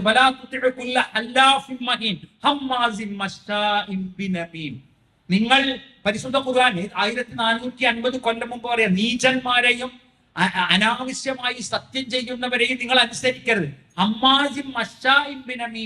ഏഷണി പരദൂഷണങ്ങൾ പറഞ്ഞു പരത്തുന്നവരുമായി നിങ്ങൾ കൂട്ടുകൂടാൻ പാടില്ല എന്ന്. നമ്മളെ പല കുടുംബ ബന്ധങ്ങളെയും തകർത്ത് കളയുകയും സുൽഹ് നഷ്ടപ്പെടുത്തുകയും ചെയ്യുന്ന ഒരു സ്വഭാവമാണ് അങ്ങോട്ടും ഇങ്ങോട്ടും. ഇപ്പൊ നമ്മൾ ഫേസ്ബുക്കിൽ എന്തെങ്കിലും ഒരു വീഡിയോ വന്നു കഴിഞ്ഞാൽ അല്ലെങ്കിൽ എന്തെങ്കിലും വാർത്ത കൊടുത്താൽ അതിന്റെ താഴെ പിന്നെ ഏറ്റവും കൂടുതൽ വർഗീയത വിളമ്പാൻ പറ്റുന്ന ഒരു മേഖലയാണ് സോഷ്യൽ മീഡിയ എന്ന് പറയുന്നത്. അപ്പോ ആ ആ ഒരു സംസ്കാരം മുസ്ലിം ഉമ്മത്തിന് പറ്റണമല്ല.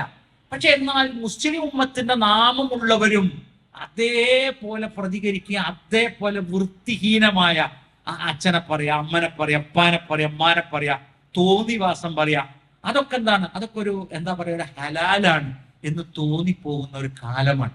പക്ഷെ അങ്ങനെയല്ല. നിങ്ങൾ ഒരിക്കലും അഭിഷേക പേരുകളെ കൊണ്ട് നിങ്ങൾ പിന്നെ വാക്ക് പറയാൻ പാടില്ല, നമ്മൾ വിളിക്കാൻ പാടില്ല, ചീത്ത പേരുകൾ വിളിക്കാൻ പാടില്ല, ചീത്ത പറയാൻ പാടില്ല, ഏഷണി പരദൂഷണങ്ങളെ നമ്മൾ പിൻപറ്റാൻ പാടില്ല, അത് വിശ്വാസത്തിൽ എടുക്കാൻ പാടില്ല. അങ്ങനെ നമ്മൾ വരുമ്പോൾ നമ്മുടെ കുടുംബപരമായ സുൽഹുകൾക്ക് ഒരു സാധ്യതയുണ്ട്. വേർപിരിഞ്ഞു പോകുന്നതല്ല. ഇപ്പൊ നോക്കൂ, നിങ്ങൾ അങ്ങനെ കുറ്റം പറയല്ല. ഇപ്പൊ നമ്മളുടെ പുതിയ തലമുറയോട് ചോദിക്കുകയാണ്, നിങ്ങൾ എന്താണ് നിങ്ങളുടെ ഉദ്ദേശം, എന്താണ് ഉദ്ദേശം ചോദിച്ചാൽ അവർ പറയും ഞങ്ങൾ UK പോവാണ്. നമ്മുടെ ഭീമാ ജ്വല്ലറിന്റെ പരസ്യം നിൽക്കുന്ന പോലെയാണ്, കുട്ടികൾ വളരെ ആവശ്യം UK പോവാണ്. അപ്പൊ എന്താണ് UK നിങ്ങളെ കുടുംബത്തിൽ ആരെങ്കിലും ഉണ്ടോ? കുടുംബത്തിന്റെ ആരുമില്ലേക്കല്ല, അവിടേക്ക് പോവാണ്. അപ്പൊ ഞാനൊരു സുഹൃത്തിനെ കണ്ടു. സുഹൃത്ത് മീൻസ് ഒരു കുട്ടിയാണ്. അപ്പൊ അവന് ഇതേപോലെ അവൻ ബാഗൊക്കെ ഇട്ടാണ് വരുന്നത്. ബാഗ് ഇട്ട് തൽക്കാലം വിദേശത്ത് നിന്ന് വരികയാണ്. അപ്പൊ ഞാൻ അവനോട് ചോദിച്ചു, എവിടുന്നാ വരുന്നത്? ഞാൻ UK വരികയാണ്. പിന്നെ അവിടെ ആരെയുള്ളത്? അവിടെ എളാപ്പിയും മുത്താപ്പിയും ഒന്നുമില്ല, അതുകൊണ്ടാണ് ഞാൻ അവിടേക്കാണ് ഇനി പോണത്. എന്താ അവിടേക്ക് പോണത്? എനിക്ക് ബഹ്റൈനോ ഖത്തറോ ഒമാനോ ഒക്കെ പോയിക്കൂടെ? അല്ല, അവിടെ പോകുന്നത് കൊണ്ട് കുറെ ഗുണമുണ്ട്. ഒന്ന്, അവിടെ പൗരത്വം കിട്ടും. അവന്റെ അഭിപ്രായമാണ്, അവിടെ പൗരത്വം കിട്ടും. അങ്ങനെ ആവുമ്പോ പിന്നെ നാട്ടിക്ക് പൈസ ഒന്നും അയക്കണ്ടില്ല. പിന്നെ വാപ്പ മരിച്ചാ വരണ്ട, ഉമ്മ മരിച്ചാ വരണ്ട, പെങ്ങള് അസുഖമാണ് പറഞ്ഞാൽ വരണ്ട. കാരണം ഇത് ഏതോ പരലോകത്ത് പോയ മാതിരിയാണ് പുതിയൊരു തലമുറ കൂട്ടണേ. ഇപ്പൊ നമ്മളൊരു വീട്ടിൽ മരണം നടന്നാലും കുവൈത്തുകാരനോട് വരാൻ പറയും, സൗദിക്കാരനോടും വരാൻ പറയും, കുവൈത്തുകാരനോടും വരാൻ പറയും, UAE കുറച്ചും കൂടി അടുത്തവനും വരാൻ പറയും. പക്ഷെ UK അവിടുന്ന് വന്നൂടെ, കുറേ ദൂരെയാണ്. അപ്പൊ എന്തായെന്നറിയോ, ഈ കൂട്ടത്തിനും കുടുംബത്തിനും ഒക്കെ വേർപെട്ട് പോകാനുള്ള ഒരു രാജ്യമായി പലപ്പോഴും ഈ രാജ്യത്ത് പൗരത്വമൊക്കെ കാത്തിരിക്കുന്ന ആളുകൾ. അവിടെ പോയാൽ പിന്നെ ഇങ്ങോട്ട് വരണ്ട. അപ്പൊ ഓട്ടോറിക്ഷ ഡ്രൈവറോട് മകള് വന്ന് പറയാണ്, പാപ്പാ എനിക്ക് 18 ലക്ഷം ഉറുപ്പ്യ വേണം. എന്തിനാണ്? UK പോകാനാണ്. അപ്പൊ അയാൾ ബാങ്ക് മാനേജറോട് വന്ന് സംസാരിക്കണം, എന്റെ മകളെ UK പോകണം, ഓക്ക് 18. അപ്പൊ ഓട്ടോറിക്ഷ ഓട്ടണം, നിങ്ങളെ ഇവിടുന്ന് ഈ 18 ലക്ഷം കൊടുക്കണേ. അപ്പോ ബാങ്ക് മാനേജറോട് ഇയാൾ ചോദിക്കണം, എന്തിനാണ് ഈ 18 ലക്ഷം? അത് ഓലോട് തന്നെ ചോദിച്ചു നോക്കി. അപ്പൊ എന്താ അറിയോ പ്ലാന്? മക്കള് ബാപ്പാനെ ഒഴിവാക്കി പോകാൻ ബാപ്പാനെ കൊണ്ട് ലോൺ എടുപ്പിക്കുക. പിന്നെ ഓലും ഇങ്ങോട്ട് വരൂല, ബാപ്പാനെ കൊണ്ട് ലോൺ പോയിട്ട് ജോലിയൊക്കെ കിട്ടി ഇങ്ങോട്ട് വരാനുള്ള സംസ്കാരമൊക്കെ ആയിക്കോട്ടെ. പക്ഷെ ഒറ്റപ്പെട്ട് വേർപെട്ട് ആരും വേണ്ട എന്ന് തോന്നല്. എന്നിട്ടോ അതേപോലെ തന്നെയാണ് നമ്മുടെ നാടുകളിൽ വിദേശത്ത് പോയി ജോലി ചെയ്യുന്നവരുടെയും കാര്യം, അല്ലെ? ഇപ്പൊ ദുബായിൽ ജോലി ചെയ്യുന്ന മകന് അവിടെ ജോലി ചെയ്തുകൊണ്ടിരിക്കെ അവര് ഗർഭിണിയായി കഴിഞ്ഞാൽ അവർക്ക് ഇങ്ങോട്ട് വരാം. ഇവിടെ ആശുപത്രിന്റെ സൗകര്യമുണ്ട്. എന്നിട്ട് എന്ത് ചെയ്യുന്നറിയോ, അവരിങ്ങനെ പ്ലാൻ ചെയ്തിട്ട് പറയും, മെല്ലെ ഇങ്ങനെ പറഞ്ഞ് നമുക്ക് ഉമ്മാനങ്ങോട്ട് കൊണ്ടുവരാ. പാപ്പ കണ്ണൂരിക്ക, ഒരു ഉമ്മാനങ്ങോട്ട് കൊണ്ടുവരാ. എന്നിട്ട് ഉമ്മാനോട് നിങ്ങൾക്ക് ബുർജ് ഖലീഫ കാണണ്ടേ, ബുർജ് ഖലീഫന്റെ മുകളിൽ കയറേണ്ടത്, അപ്പുറത്തൊരു പാപ്പ ഇരിക്കേണ്ടത്, അയാൾക്കും കൂടി ആയില്ല. മെല്ലെ അപ്പൊ ഉമ്മാന്റെ വിചാരം ബുർജു ഖലീഫ കൊണ്ടുപോകാം. എന്നിട്ട് ഈ വാപ്പ പാവം, ചായയില്ല, വെള്ളമില്ല, 1 മാസം 2 മാസം അങ്ങനെ വാപ്പാനും ഉമ്മാനെയും വളർത്തിക്കൊണ്ട് മക്കൾ പോകരുത്. ചതിയാണ്. അതൊക്കെ പുതിയ ആധുനികതയുടെ വളവുകളാണ്. അവിടെ ഒരാളെ ജോലിക്ക് നിർത്തിയാൽ പോരെ, 4000 ദിർഹം കൊടുത്തളി, പൈസ ഉണ്ടായിട്ടല്ലേ, അല്ലെങ്കിൽ കൊടുപ്പൊന്നൂടെ. എന്നിട്ട് വാപ്പാനെ കൊണ്ടുവന്നു. എന്നിട്ട് വാപ്പ പള്ളിക്ക വന്ന് നിങ്ങളെ കുപ്പായത്തിന്റെ വേക്കൽ എന്തുണ്ടല്ലോ, ഓള് പോയില്ലേ, ദുബായ് ഷെയ്ഖായിട്ട് പോയിട്ടില്ലേ. അങ്ങനെ കുറെ കുടുംബപരമായ വളവുകൾ കയറി വന്നിട്ട് പ്രായം ചെന്ന ഒരു വാപ്പാക്ക് അസുഖമായി, ഭാര്യനെ കൊണ്ടുപോയിട്ട് വാപ്പാക്ക് അറ്റാക്കായി. ചിന്തിച്ചോ നിങ്ങൾ, അത്രത്തോളം അസ്വസ്ഥത. അപ്പൊ അങ്ങനെയാകരുത്. നമ്മൾ പിരിക്കുന്നവരല്ല, നമ്മൾ ചേർക്കുന്നവരാണ്. നമ്മൾ കുടുംബ രംഗത്ത് ഒരു മകൻ കല്യാണം കഴിച്ച് മകള് ചെറിയൊരു പ്രശ്നമായി കഴിഞ്ഞാൽ ആണ് തീർത്തള, അങ്ങനെയല്ല നമ്മൾ പറയാ. അത് ഒരുമിച്ച് പോകാനുള്ള വഴികളെ കുറിച്ച് നമ്മൾ അന്വേഷിക്കണം. നിക്കാഹിന് ഒരു സ്ഥലത്ത് പോയപ്പോ പിന്നെ ഒരു വലിയ പെട്ടി കൊടുന്നു വെച്ചു. അപ്പൊ ഞാൻ മഹർ എത്രയാന്ന് ചോദിച്ചപ്പോ അവര് കാരണവരെന്റെ ചെവിയിൽ വന്ന് പറഞ്ഞു, അത് പിന്നെ മഹർ ചെറിയൊരു മോതിരാണ് കേട്ടോ എന്ന് പറഞ്ഞ് ഇത് കാണിച്ചത്. അപ്പൊ ബാക്കി ഗിഫ്റ്റാണ്. അപ്പൊ ഞാൻ ചെന്നപ്പോ ഇങ്ങനെ ഒരു സമ്പ്രദായം, മൗലവി കല്യാണമൊക്കെ കഴിഞ്ഞാല് ഒരു 4-5 ആഴ്ച കഴിഞ്ഞാൽ പുതിയണ്ണ് പറയും എനിക്ക് ഈ ബന്ധം വേണ്ട. അപ്പൊ 5-6 പവനൊക്കെ പോവുകയാണ്. മറ്റേത് ഈ മോതിരല്ലേ പോവുള്ളൂ. അതുകൊണ്ട് ഇപ്പൊ ഗിഫ്റ്റ് ആകുമ്പോൾ നമുക്ക് തിരിച്ചു വെക്കാൻ നോക്കിങ്ങള് ഓരോ അതായത് ഇതിന്റെ അർത്ഥം എന്താണെന്ന് മനസ്സിലാക്കാതെ വന്നത് കൊണ്ടുണ്ടായ ദുരന്തം, ആ ദുരന്തം മറികടക്കാൻ പുതിയ തന്ത്രങ്ങളുമായി ബാക്കിയുള്ളവർ അറിഞ്ഞാൽ. അപ്പോ എവിടെയാണ് നമ്മൾക്ക്, എന്താണ് ഇതിന്റെ അടിസ്ഥാനം? എന്തിനാണ് വിവാഹം കഴിക്കുന്നത്? വിവാഹം കഴിക്കപ്പെടുന്നിടത്ത് പോലും മാന്യമായ ഒരു സ്വഭാവത്തിലും സംസ്കാരത്തിലും ഒരു വിവാഹം ചെയ്യാൻ ഇന്ന് സാധിക്കുന്നില്ല. ഉണ്ടോ? ഇന്ന് ചെറുതുരുത്തിയില് വിവാഹത്തിന്റെ റാലി വന്നിട്ട് 1.5 മണിക്കൂറാണ് പോലീസും നാട്ടുകാരും കുടുംബവും അടിച്ചിട്ട് കണ്ണൂര് ഏത് ജില്ലയാണെന്നറിയില്ല, JCBയിൽ പുതിയാപ്പുള വന്നത്. ഇതൊക്കെ ഏത് സമുദായം ചെയ്തു എന്ന് തൊട്ട് താഴെ നോക്കണ്ട. അത് ഏത് സമുദായമായിരിക്കും? അത് ഏത് സമുദായ? അത് നമ്മളെ സമുദായം അല്ലാതെ ആരാ? മുമ്പ് നമ്പൂതിരി ഇങ്ങനെ നടന്നു പോകുമ്പോ ബാക്കിൽ പാലത്തുമ്പോ കൂടി നടക്കുമ്പോ പാലം ഇങ്ങനെ നമ്പൂതിരി പകുതി എത്തിയപ്പോ പാലം ഇങ്ങനെ കുലുങ്ങുന്നുണ്ടോ. അപ്പൊ നമ്പൂരി താഴത്തേക്ക് ചാടാൻ നോക്കുമ്പോ നമ്പൂരി പറഞ്ഞല്ലോ, ആചാര്യ പാലം കുലുക്കല്ലേ. അപ്പോ ആചാര്യക്കൊരു സംശയം, എന്നെ കണ്ടിട്ടൊന്നുമില്ല, പിന്നെ എങ്ങനെയാ ഇപ്പൊ എന്നെ മനസ്സിലായത് ഞാനാ പാലം കുലുക്കണ? അപ്പൊ നമ്പൂതിരി അപ്പുറത്തിട്ട് ചോദിച്ചോല്ലോ, നമ്പൂരി എങ്ങനെയാ മനസ്സിലായി? ആചാരല്ലാതെ ആരാ ഈ പണിയൊക്കെ ചെയ്യാന്ന് വിചാരിച്ചിട്ടാന്ന് പറഞ്ഞു. അതേപോലെ കല്യാണമൊക്കെ ഇങ്ങനെ ചെയ്യാൻ നമ്മളല്ലേ. അപ്പോ ഒരു മാന്യമായ വേദി കയറി ഒരു നിക്കാഹിന് കൈ കൊടുത്ത് നിക്കാഹ് കഴിഞ്ഞ് അവിടെ നിന്ന് എല്ലാവരും ഭക്ഷണത്തിനേക്ക് ഇറങ്ങേണ്ടതാണ് എന്ന് പറയാൻ ബാപ്പല്ലാതെ പോവുകയാണ്.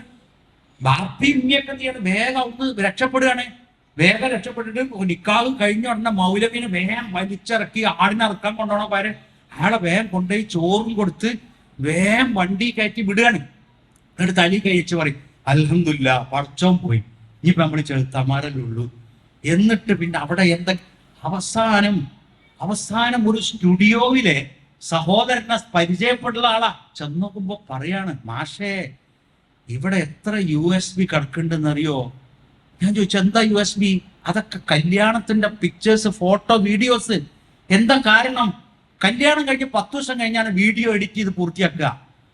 അത് എഡിറ്റ് ചെയ്ത് പൂർത്തിയാക്കി പുതിയാപ്പണ്ണെ വിളിക്കുമ്പോ പറയുമല്ലോ, പൈസ എത്ര വെച്ചാൽ തരാം, ആ വിവാഹം മോചിതയക്കണം, ഇനി ആ റീലൊന്നും വേണ്ട. അങ്ങനെ എന്തൊക്കെ നമ്മൾ ഈ ചാടണോ, നമ്മൾ ഈ കൂത്താടണോ ഒന്നും ഒരു ദോഷം ചെയ്യില്ല എന്ന് വിചാരിക്കണ്ടോ? ഇല്ല. നമ്മളെ പല വിവാഹവും മോചനത്തിലേക്ക് എത്തുന്നത് അള്ളാന്റെ ബർക്കത്ത് ഓഡിറ്റോറിയത്തിൽ ഇറങ്ങാതെന്നാ പിന്നെ ബിരിയാണിന്റെ ചൂര് കഴിക്കണവരല്ലേ ബന്ധം ഉണ്ടാവുള്ളൂ. അപ്പൊ ആ സംസ്കാരം മാറ്റി ബിസ്മില്ലാഹിർ റഹ്മാൻ റഹീം നിക്കാഹ് കഴിഞ്ഞു എന്നാ ഇനി എല്ലാവരും ഭക്ഷണവും കഴിച്ച് എല്ലാവരും പോകുമ്പോ അതിനുള്ളൊരു സംസ്കാരത്തെ അതിന് ഉമ്മമാരെന്ത് ചെയ്യണം? പിന്തുണ കൊടുക്കണം. നമ്മളെ മകളെ കാണാനല്ല തലേ ദിവസം, കല്യാണത്തിന്റെ തലേ ദിവസം നമ്മളെ മകളെ കാണാനല്ല, അവളെ ആരോ കൊണ്ടുപോയിക്കാണ്. എന്നിട്ട് കൊണ്ടേതാ? അറിഞ്ഞുകൊണ്ട് കൊണ്ടേതാ? അവൾ ഇവിടെ എവിടെയെങ്കിലും ഒക്കെ ഉണ്ടാവും.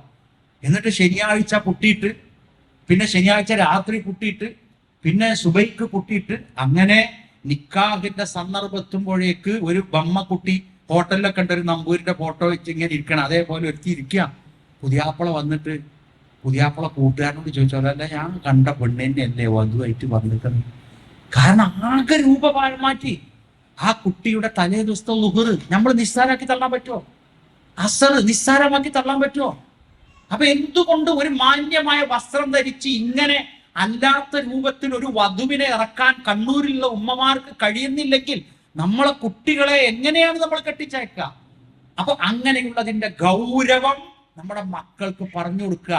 സാധാരണ മുമ്പ് കാലത്തൊക്കെ എനിക്കറിയാം, നമ്മൾ പുതിയാപ്പള്ളിയും തലേ ദിവസം അവരവരുടെ വാപ്പാരും ഉമ്മാരും കുറെ കാര്യങ്ങൾ പറഞ്ഞു കൊടുക്കും വധുവിന് വാപ്പപ്പുറത്തും ഉമ്മപ്പുറത്തും ഇരുന്നിട്ട് കുറെ പറഞ്ഞു. ഇന്നൊക്കെ ചങ്ങാതിമാര് ചങ്കുകളല്ലേ പറഞ്ഞു കൊടുക്കാള്, ചങ്കുകളല്ലേ. അതുകൊണ്ട് തന്നെയാണ് ഈ ചങ്കുപിടുത്തം വരുന്നത്. അപ്പൊ ഇസ്ലാമിന്റെ സംസ്കാരം എന്താണോ നമ്മളത് പഠിക്കുക. മാത്രമല്ല ജീവിതത്തിൽ ഒരുപാട് പ്രതിസന്ധികളിലൂടെയാണ് നമ്മുടെ മാതാപിതാക്കൾ കടന്നുപോയിട്ടും അക്കാലഘട്ടങ്ങളിൽ ജീവിതത്തിൽ പിടിച്ചു നിന്നു. വലാ തഖ്തുലൂ അൻഫുസകും ഇന്നല്ലാഹ കാന ബികും റഹീമാ. ആത്മഹത്യ പെരുകിക്കൊണ്ടിരിക്കുകയാണ്. ആത്മഹത്യ പെരുകി. കുട്ടികൾ കോപ്പി പിടിച്ചാൽ തൂങ്ങി മരിക്കും. നമ്മുടെ മക്കള്, ഞങ്ങൾ അധ്യാപകരാണെന്നൊക്കെ കോപ്പി അടിക്കുന്നത് നിങ്ങൾ കുട്ടികളോട് പറഞ്ഞു കൊടുക്കുക. കോപ്പി അടിക്കണത് പിടിച്ചില്ലെങ്കിൽ ഞങ്ങളെ പിടിക്കാൻ വേറൊരു വകുപ്പ് വരുന്നുണ്ട്. ഒരു ജില്ലയിൽ 3 ടീമാണ്. അവര് വന്നിട്ട് ഞങ്ങളെ ക്ലാസ്സിൽ നിന്ന് ഞങ്ങൾ പിടിച്ചാത്തൊരു കോപ്പി പിടിച്ചാൽ ഈ കുട്ടിന്റെ വാപ്പി ഞാനും തിരുവനന്തപുരത്ത് പോകണം.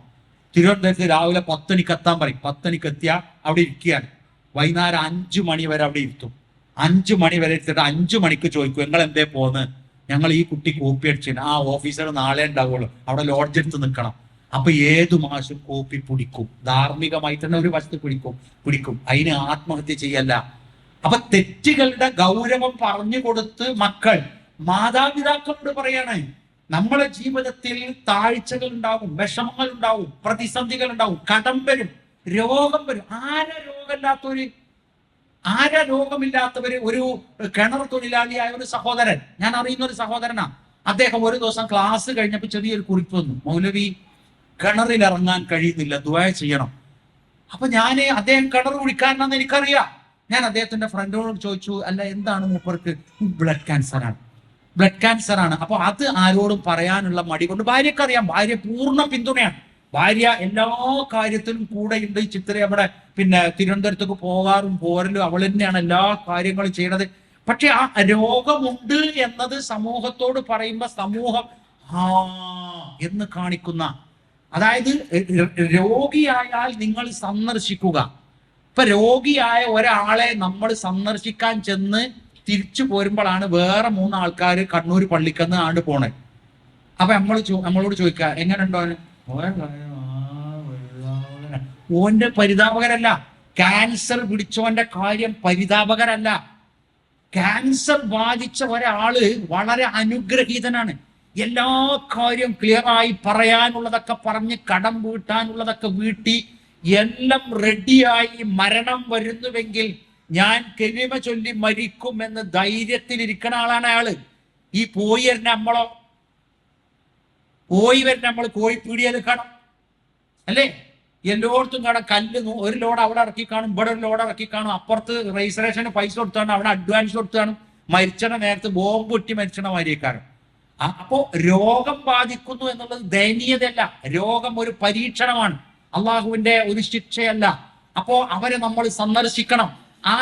ചില വീടുകളിൽ മക്കളായ നമ്മള് ബാപ്പാന്റെ കൂട്ടുകാര് വരുമ്പോ നമ്മൾ കാണണ്ട. ഡോക്ടർ പറഞ്ഞിട്ടല്ല, രോഗികളെ കാണാനയക്കാത്ത മക്കളുണ്ട്. രോഗം ബാധിച്ച ബാപ്പാനെ കാണാൻ വരുന്ന ചായ കൊടുക്കേണ്ടി വരും. ബാപ്പാന്റെ പ്രായക്കാർ ചായക്ക് വന്നാൽ പഞ്ചാരിയും വേണ്ട, ചായപ്പൊടിയും വേണ്ട, ആകെ ഒരു ചൂടുള്ള വേണ്ടോ. അതിന് എത്ര ഉണ്ടോ? വരും. അവര് വന്ന് ബാപ്പാന്റെ അടുത്ത് കുറെ നേരം ഇരുന്ന് കഥയൊക്കെ പറഞ്ഞു പോകുമ്പോ ആ ഉപ്പക്കും ആ ഉമ്മക്കും ഉണ്ടാകുന്ന ഒരു സന്തോഷമുണ്ട്. അതാണ് ഇസ്ലാമിന്റെ സംസ്കാരം, അതാണ് ഇസ്ലാമിന്റെ സ്വഭാവം. അപ്പൊ ആ ഒരു തന്റെ ഇടത്തിലേക്ക് നമ്മൾ എത്തുമ്പോ അദ്ദേഹം മാനസികമായ വിഷമങ്ങളില്ല, പ്രയാസങ്ങളില്ല. ഒരു ചെറുപ്പക്കാരന് രോഗം ബാധിച്ചാൽ നമ്മൾ അവനെ സഹായിക്കേണ്ടി വരും സാമ്പത്തികമായി.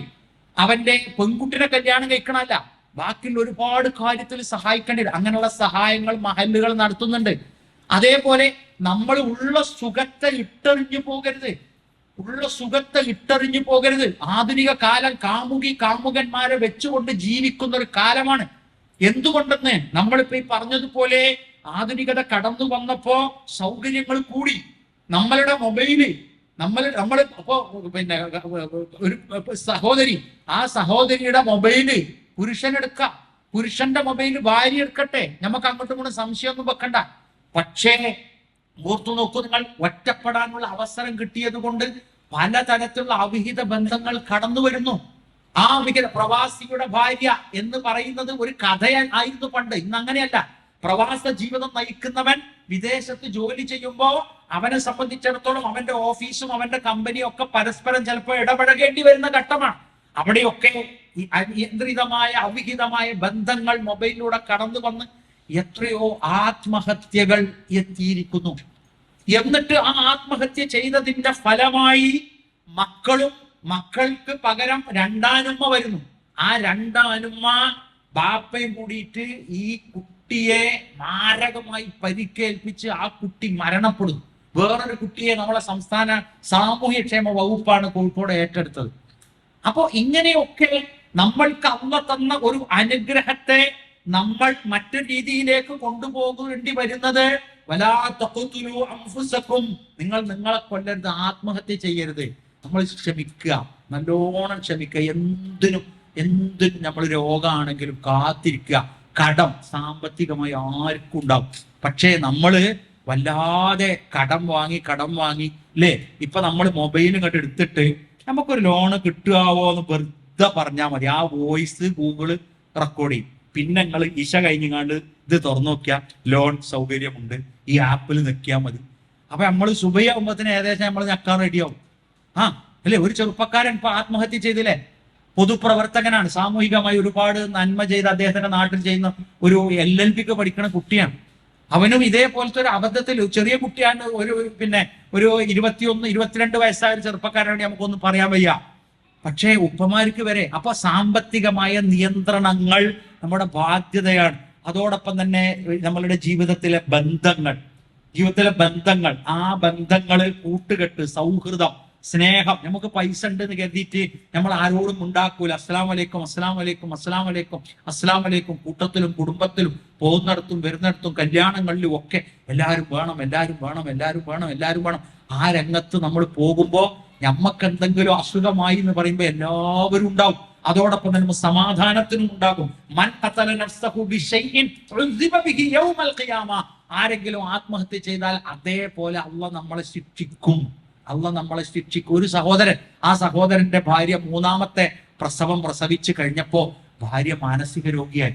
സ്വാഭാവികമായി മെഡിക്കൽ ഒരു ഒരു ട്രീറ്റ്മെന്റ് ഉള്ള ഒരു അസുഖമാണ്. ഞരമ്പ് വലിഞ്ഞു കഴിഞ്ഞാൽ ആ ഞരമ്പ് ചിലപ്പോൾ തിരിച്ചു വലിഞ്ഞതായില്ലെങ്കിൽ ചിലപ്പോൾ പ്രസവം കഴിഞ്ഞാൽ വരുന്ന ഒരു ടെൻഷൻ. അപ്പൊ ആ ടെൻഷൻ ഉണ്ട് എന്ന് ഇദ്ദേഹം ഉദ്യോഗസ്ഥനാണ്, ഭർത്താവ് ഉദ്യോഗസ്ഥനാണ്. അദ്ദേഹം ഇത് ഷെയർ ചെയ്തു. ഭാര്യക്ക് ഇങ്ങനെ വന്നു, ഭാര്യ ഭ്രാന്തത്തിയായി എന്ന് പ്രഖ്യാപിച്ച് പോയിരുന്നെങ്കിൽ ആ കുടുംബം അല്ലിച്ചില്ലാവൂലേ. പക്ഷെ അതിന് പകരം അദ്ദേഹം ട്രീറ്റ്മെന്റിനെ കുറിച്ച് അന്വേഷിച്ചു. അപ്പോൾ അദ്ദേഹം അതിൽ ആയുർവേദവും അലോപ്പതിയും ഒക്കെ കൂട്ടി സുഖമായി. അദ്ദേഹത്തിന്റെ ഭാര്യ ഇന്നും അധ്യാപിക ജോലി കൃത്യമായി ചെയ്യുന്നുണ്ട്. അപ്പോൾ അസുഖം ബാധിച്ചു കഴിഞ്ഞാൽ അതിന് പരിഹാരങ്ങളെ കുറിച്ച്, വിഷമം വന്നു കഴിഞ്ഞാൽ അതിനുള്ള പരിഹാരത്തെ കുറിച്ച് ഒക്കെ നമ്മൾ എന്ത് ചെയ്യണം? നമ്മൾ ബോധവാന്മാരാകണം. 9ാം ക്ലാസ്സിൽ പഠിക്കുന്ന പെൺകുട്ടി ആത്മഹത്യ ചെയ്തു. എന്തായിരുന്നു കാരണം എന്നറിയോ? അവൾക്ക് അവളുടെ ഋതുമതി പ്രായമെത്തിയപ്പോൾ അവൾക്ക് രക്തം വരാൻ തുടങ്ങി. അവളുടെ ഉമ്മ ഉണ്ടായിരുന്നു. ഉമ്മ അതിനെക്കുറിച്ച് അവളെ ബോധവൽക്കരിച്ചില്ല. അവളത് അറിഞ്ഞില്ല. ചെറുപ്പകാലത്ത് മദ്രസ പഠിച്ചു പോയതല്ലേ, പിന്നെ അറിയില്ലല്ലോ. അങ്ങനെ അവളുടെ കൂട്ടുകാരിയോട് പറഞ്ഞു, കുറച്ച് നല്ല വലിപ്പമുള്ള കുട്ടിയായിട്ട് അവൾക്കാണ് അവളുടെ ക്ലാസ്സിൽ ആദ്യമായി അത് വന്നത്. അപ്പോൾ അശുദ്ധി ബാധിച്ചപ്പോൾ അവള് പറഞ്ഞു, മാരകമായ എന്തോ രോഗം എനിക്കുണ്ട്, എൻ്റെ വയറിൻ്റെ ഉള്ളിൽ നിന്നൊക്കെ രക്തം വരുന്നു. അത് ഷെയർ ചെയ്യാൻ, ഒന്ന് പറയാൻ വീട്ടിൽ എന്തുകൊണ്ടോ സ്വാതന്ത്ര്യമില്ലാതെ പോയി. ആ കുട്ടി ആ ടെൻഷനോട് കൂടി അവളുടെ നീലശാളിൽ അവൾ തൂങ്ങി ലോകത്തോട് വിട പറഞ്ഞു. ഒരു പെൺകുട്ടി അവള് ബെഡിൽ മൂത്രം വയ്ക്കുന്ന ഒരു സ്വഭാവം ഉണ്ടായിരുന്നു. വീട്ടുകാരും പറയാറില്ല. പക്ഷേ പുറത്ത് കിടക്ക ഉണക്കിയിട്ടത് കണ്ടപ്പോ അയൽവാസികൾ ചോദിച്ചാൽ, ആരാപ്പോ അവിടെ മൂത്രമൊഴിക്കാൻ, ബെഡിൽ മൂത്രമൊഴിക്കണോള് എന്ന് ചോദിച്ചപ്പോ ഇവിടെ ഒരുത്തില്ലേ എന്നൊരൊറ്റ വാക്ക്. അത് കയറി വന്നപ്പോൾ അയൽവാസികൾ സൗഹൃദത്തിൽ, സ്നേഹത്തിൽ ചോദിച്ചു. ആ കുട്ടി ആത്മഹത്യ ചെയ്തു. അപ്പൊ നമ്മളുടെ ആത്മഹത്യയെ നമ്മൾ മറികടക്കേണ്ടത് ദൈവബോധത്തിലും അള്ളാഹുവിനെ കുറിച്ചുള്ള ചിന്തയിലും. നരകത്തിൽ നമ്മൾ കിടക്കേണ്ടി വരും എന്ന ഭയാനകമായ അവസ്ഥ വെച്ചിട്ട് നമ്മൾ മറികടക്കുക. നമ്മുടെ മക്കൾക്ക് നമ്മൾ സമാശ്വാസത്തിൽ അവർക്ക് പറയാൻ, സ്വാതന്ത്ര്യത്തിൽ പറയാൻ കഴിയുന്ന വിധത്തിലായി മാറേണ്ടതുണ്ട്. സ്നേഹം അത് ഇസ്ലാം പഠിപ്പിച്ച ഒരു സംസ്കാരമാണ്. ഭാര്യ ഭർത്താവിനെ സ്നേഹിക്കുക, ഭർത്താവ് ഭാര്യനെ സ്നേഹിക്കുക, വാപ്പ ഉമ്മാനെ സ്നേഹിക്കുക, ഉമ്മ വാപ്പാനെ സ്നേഹിക്കുക, മക്കൾ വാപ്പാനെ സ്നേഹിക്കുക, മക്കളെ വാപ്പ സ്നേഹിക്കുക. എന്നാൽ ഇന്ന് സ്നേഹം എന്ന വാക്ക് പ്രേമം എന്നതിലേക്ക് വഴി മാറിക്കൊണ്ടിരിക്കുക. എന്താണ്? അപ്പൊ നമ്മുടെ ഞാൻ നേരത്തെ പറഞ്ഞ പോലെ കോളേജുകൾ, സ്കൂളുകളിൽ പഠിക്കാൻ പോകുന്നിടത്തൊക്കെ ഈ ഇത്തരത്തിലുള്ള അംഗീകരിക്കപ്പെടാത്ത ബന്ധങ്ങൾ സർവ്വസാധാരണമായി വരുന്നു. ആ സർവ്വസാധാരണമായി വരുന്ന ഒരു വിശ്വാസി കേൾക്കുന്നു, വല്ലദീന ആമനു അശദ്ദ ഹുബ്ബൻ ലില്ലാഹ്. നമ്മളുടെ ഇഷ്ടം ഏറ്റവും ഉള്ളത് ആരോടാ? അള്ളാഹിനോടാണ്. നമ്മളെ ഭാര്യനോടുള്ള ഇഷ്ടവും നമ്മളെ ബാക്കിയൊക്കെ അത് കഴിഞ്ഞിട്ടാണ്. ഏറ്റവും പ്രധാനം അള്ളാഹിനോടാണ് എന്നാണ്. കോഴിക്കോട് ഒരു ഓട്ടോറിക്ഷ ഡ്രൈവർ, എൻ്റെ ഒരു സുഹൃത്താണ്. അദ്ദേഹം ഒരു സാധാരണ മനുഷ്യനാണ്. രാത്രിയാണ് ഓട്ടോറിക്ഷ ഓട്ടുക, പകല് പലപ്പോഴും ഉറങ്ങല. അപ്പൊ അദ്ദേഹം രാത്രി ഇങ്ങനെ ഞാൻ വിളിച്ചപ്പോ എന്നെ വീട്ടിലേക്ക് ആക്കിത്തരാം, പേരാമ്പ്രക്ക് ആക്കിത്തരാം അങ്ങനെ വന്നിട്ട് പറഞ്ഞ് പടച്ചോൻ വല്ലാത്തൊരു സംഭവമാട്ടോ, പടച്ചോന്റെ അത്ര നമ്മളോട് സ്നേഹമുള്ള ആരും ഇല്ല കേട്ടോ. അപ്പൊ ഞാൻ അദ്ദേഹത്തോട് ചോദിച്ചു, നിങ്ങൾക്ക് എങ്ങനെ ഇത് എഫക്ട് ചെയ്തത്? അദ്ദേഹം പറയാണ്, ഞാൻ ഇങ്ങനെ പിന്നെ എന്റെ വീട്ടിൽ ഇങ്ങനെ കിടക്കാട്ടോ, രാവിലെ സുബഹിയൊക്കെ കഴിഞ്ഞിട്ട് ഭാര്യ പറഞ്ഞു വെക്കാനറിയില്ല. അപ്പൊ ഞാൻ എന്ത് ചെയ്തു, വേഗം എഴുന്നേറ്റ് വേഗം ഒന്നും കൂടി പോകാൻ കഴിഞ്ഞു. കുപ്പായത്തിന്റെ ഒരു കൈയിട്ട് ഭാര്യനോട് പറഞ്ഞു, ഈ വെള്ളം വെച്ചോ, വെള്ളം വെച്ചോ, അടുപ്പത്ത് വെച്ചോ. അപ്പൊ ഭാര്യ വെച്ചല്ലോ, അടുപ്പത്ത് വെക്കുമ്പോ അരി വരാൻ എന്താ, നമുക്ക് പാടവും പറമ്പൊന്നും ഇല്ലല്ലോ, അതിക്ക് വെച്ചോ എന്നും പറഞ്ഞ് ഇയാളെ ഇറങ്ങിയാണ്.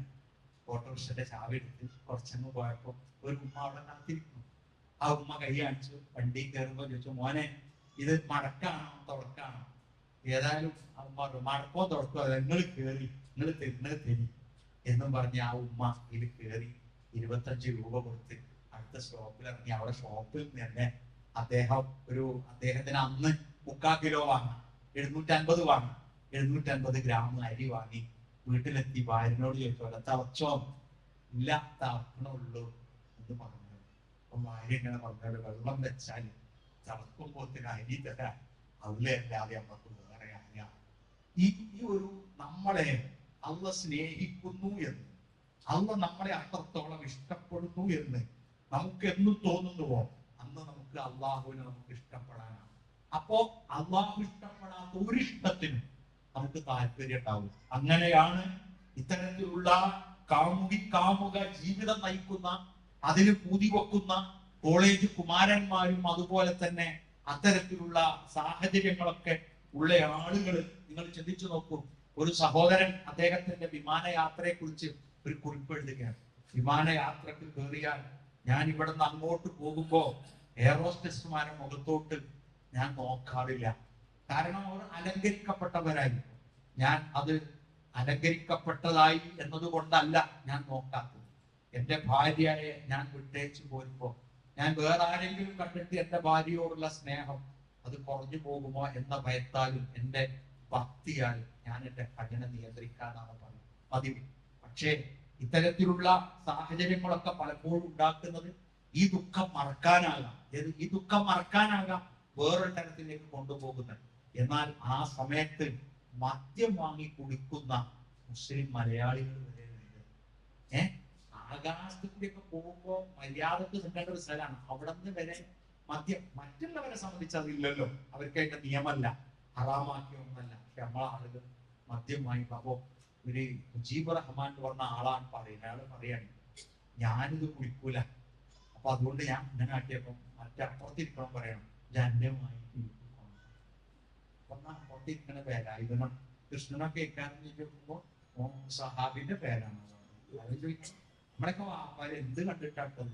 അപ്പോ മദ്യം അത് തിന്മയാണ്, അത് നമുക്ക് പാടില്ലാത്തതാണ്, അള്ളാഹ് ഹറാമാക്കിയതാണ്. ഒരു സ്ത്രീയെ ഒരു പ്രാവശ്യം നോക്കുന്ന അനുവദിക്കപ്പെട്ടത് എയർഹോസ്റ്റസ് ആണെങ്കിൽ 3-4 എണ്ണം നോക്കാനല്ല. അപ്പോ നമ്മളുടെ സംസ്കാരത്തിന്റെ ഏറ്റവും എന്താ പറയാ നന്മയുള്ള വശം നമ്മൾ വ്യഭിചരിക്കാതിരിക്കാനാണ്.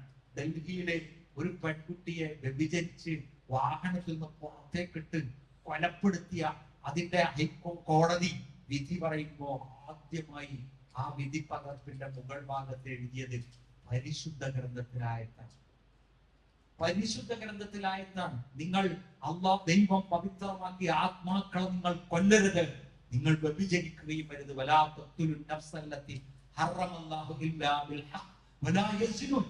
അത്രയും വൃത്തികെട്ട ഒരു തിന്മ ചെയ്തവർക്ക് വധശിക്ഷ വിധിക്കുമ്പോ ആ വിധിയുടെ ആദ്യ എഴുത്തിൽ ഇട്ടത് എന്താണ്? ആ വചനമാണ്, പരിശുദ്ധ ഖുർആനാണ്. അപ്പോ വ്യഭിചാരവും തിന്മയും അതുപോലെ തന്നെ ലഹരിയും ഒക്കെ എത്തുമ്പോ ഇത് ഹറാമാണ്. അത് കല്യാണമായാലും വേർതിയായാലും വേറെന്തായാലും അത് തിന്മയാണ്, പാടില്ലാത്തതാണ് എന്ന് ഉറച്ചു വിശ്വസിച്ച് ആ സംസ്കാരം കല്യാണത്തിലും ഒരാൾ ജവാനാണെങ്കിലും അയാൾ ജവാനായി റിട്ടേർഡ് ആയാലും അതിന്റെ കുപ്പി ഓഫർ ഉണ്ട് തന്നാലും അതൊക്കെ നമുക്ക് തിന്മയാണെന്ന് മനസ്സിലാക്കി നമ്മളുടെ സമ്പത്തും നമ്മളുടെ വസ്ത്രവും ഒക്കെ ശുദ്ധീകരിക്കപ്പെട്ട് ഹലാലാകുമ്പോൾ മാത്രമാണ് നമ്മൾ ഹലാൽ അനുവദിക്കപ്പെടുന്ന ഒരു സംസ്കാരമുള്ള ഉമ്മത്ത് മാതൃകായോഗ്യമാവുക. ആ മാതൃകായോഗ്യമായ ഉമ്മത്തിലെ അംഗങ്ങളാണ് ഞാനും നമ്മളും. നമുക്ക് സമൂഹത്തിന്റെ മുമ്പിൽ മാതൃകയായി നിൽക്കാൻ റബ്ബുൽ ഇസ്സത്ത് നമുക്ക് അതിനുള്ള തൗഫീഖ് നൽകുമാറാകട്ടെ.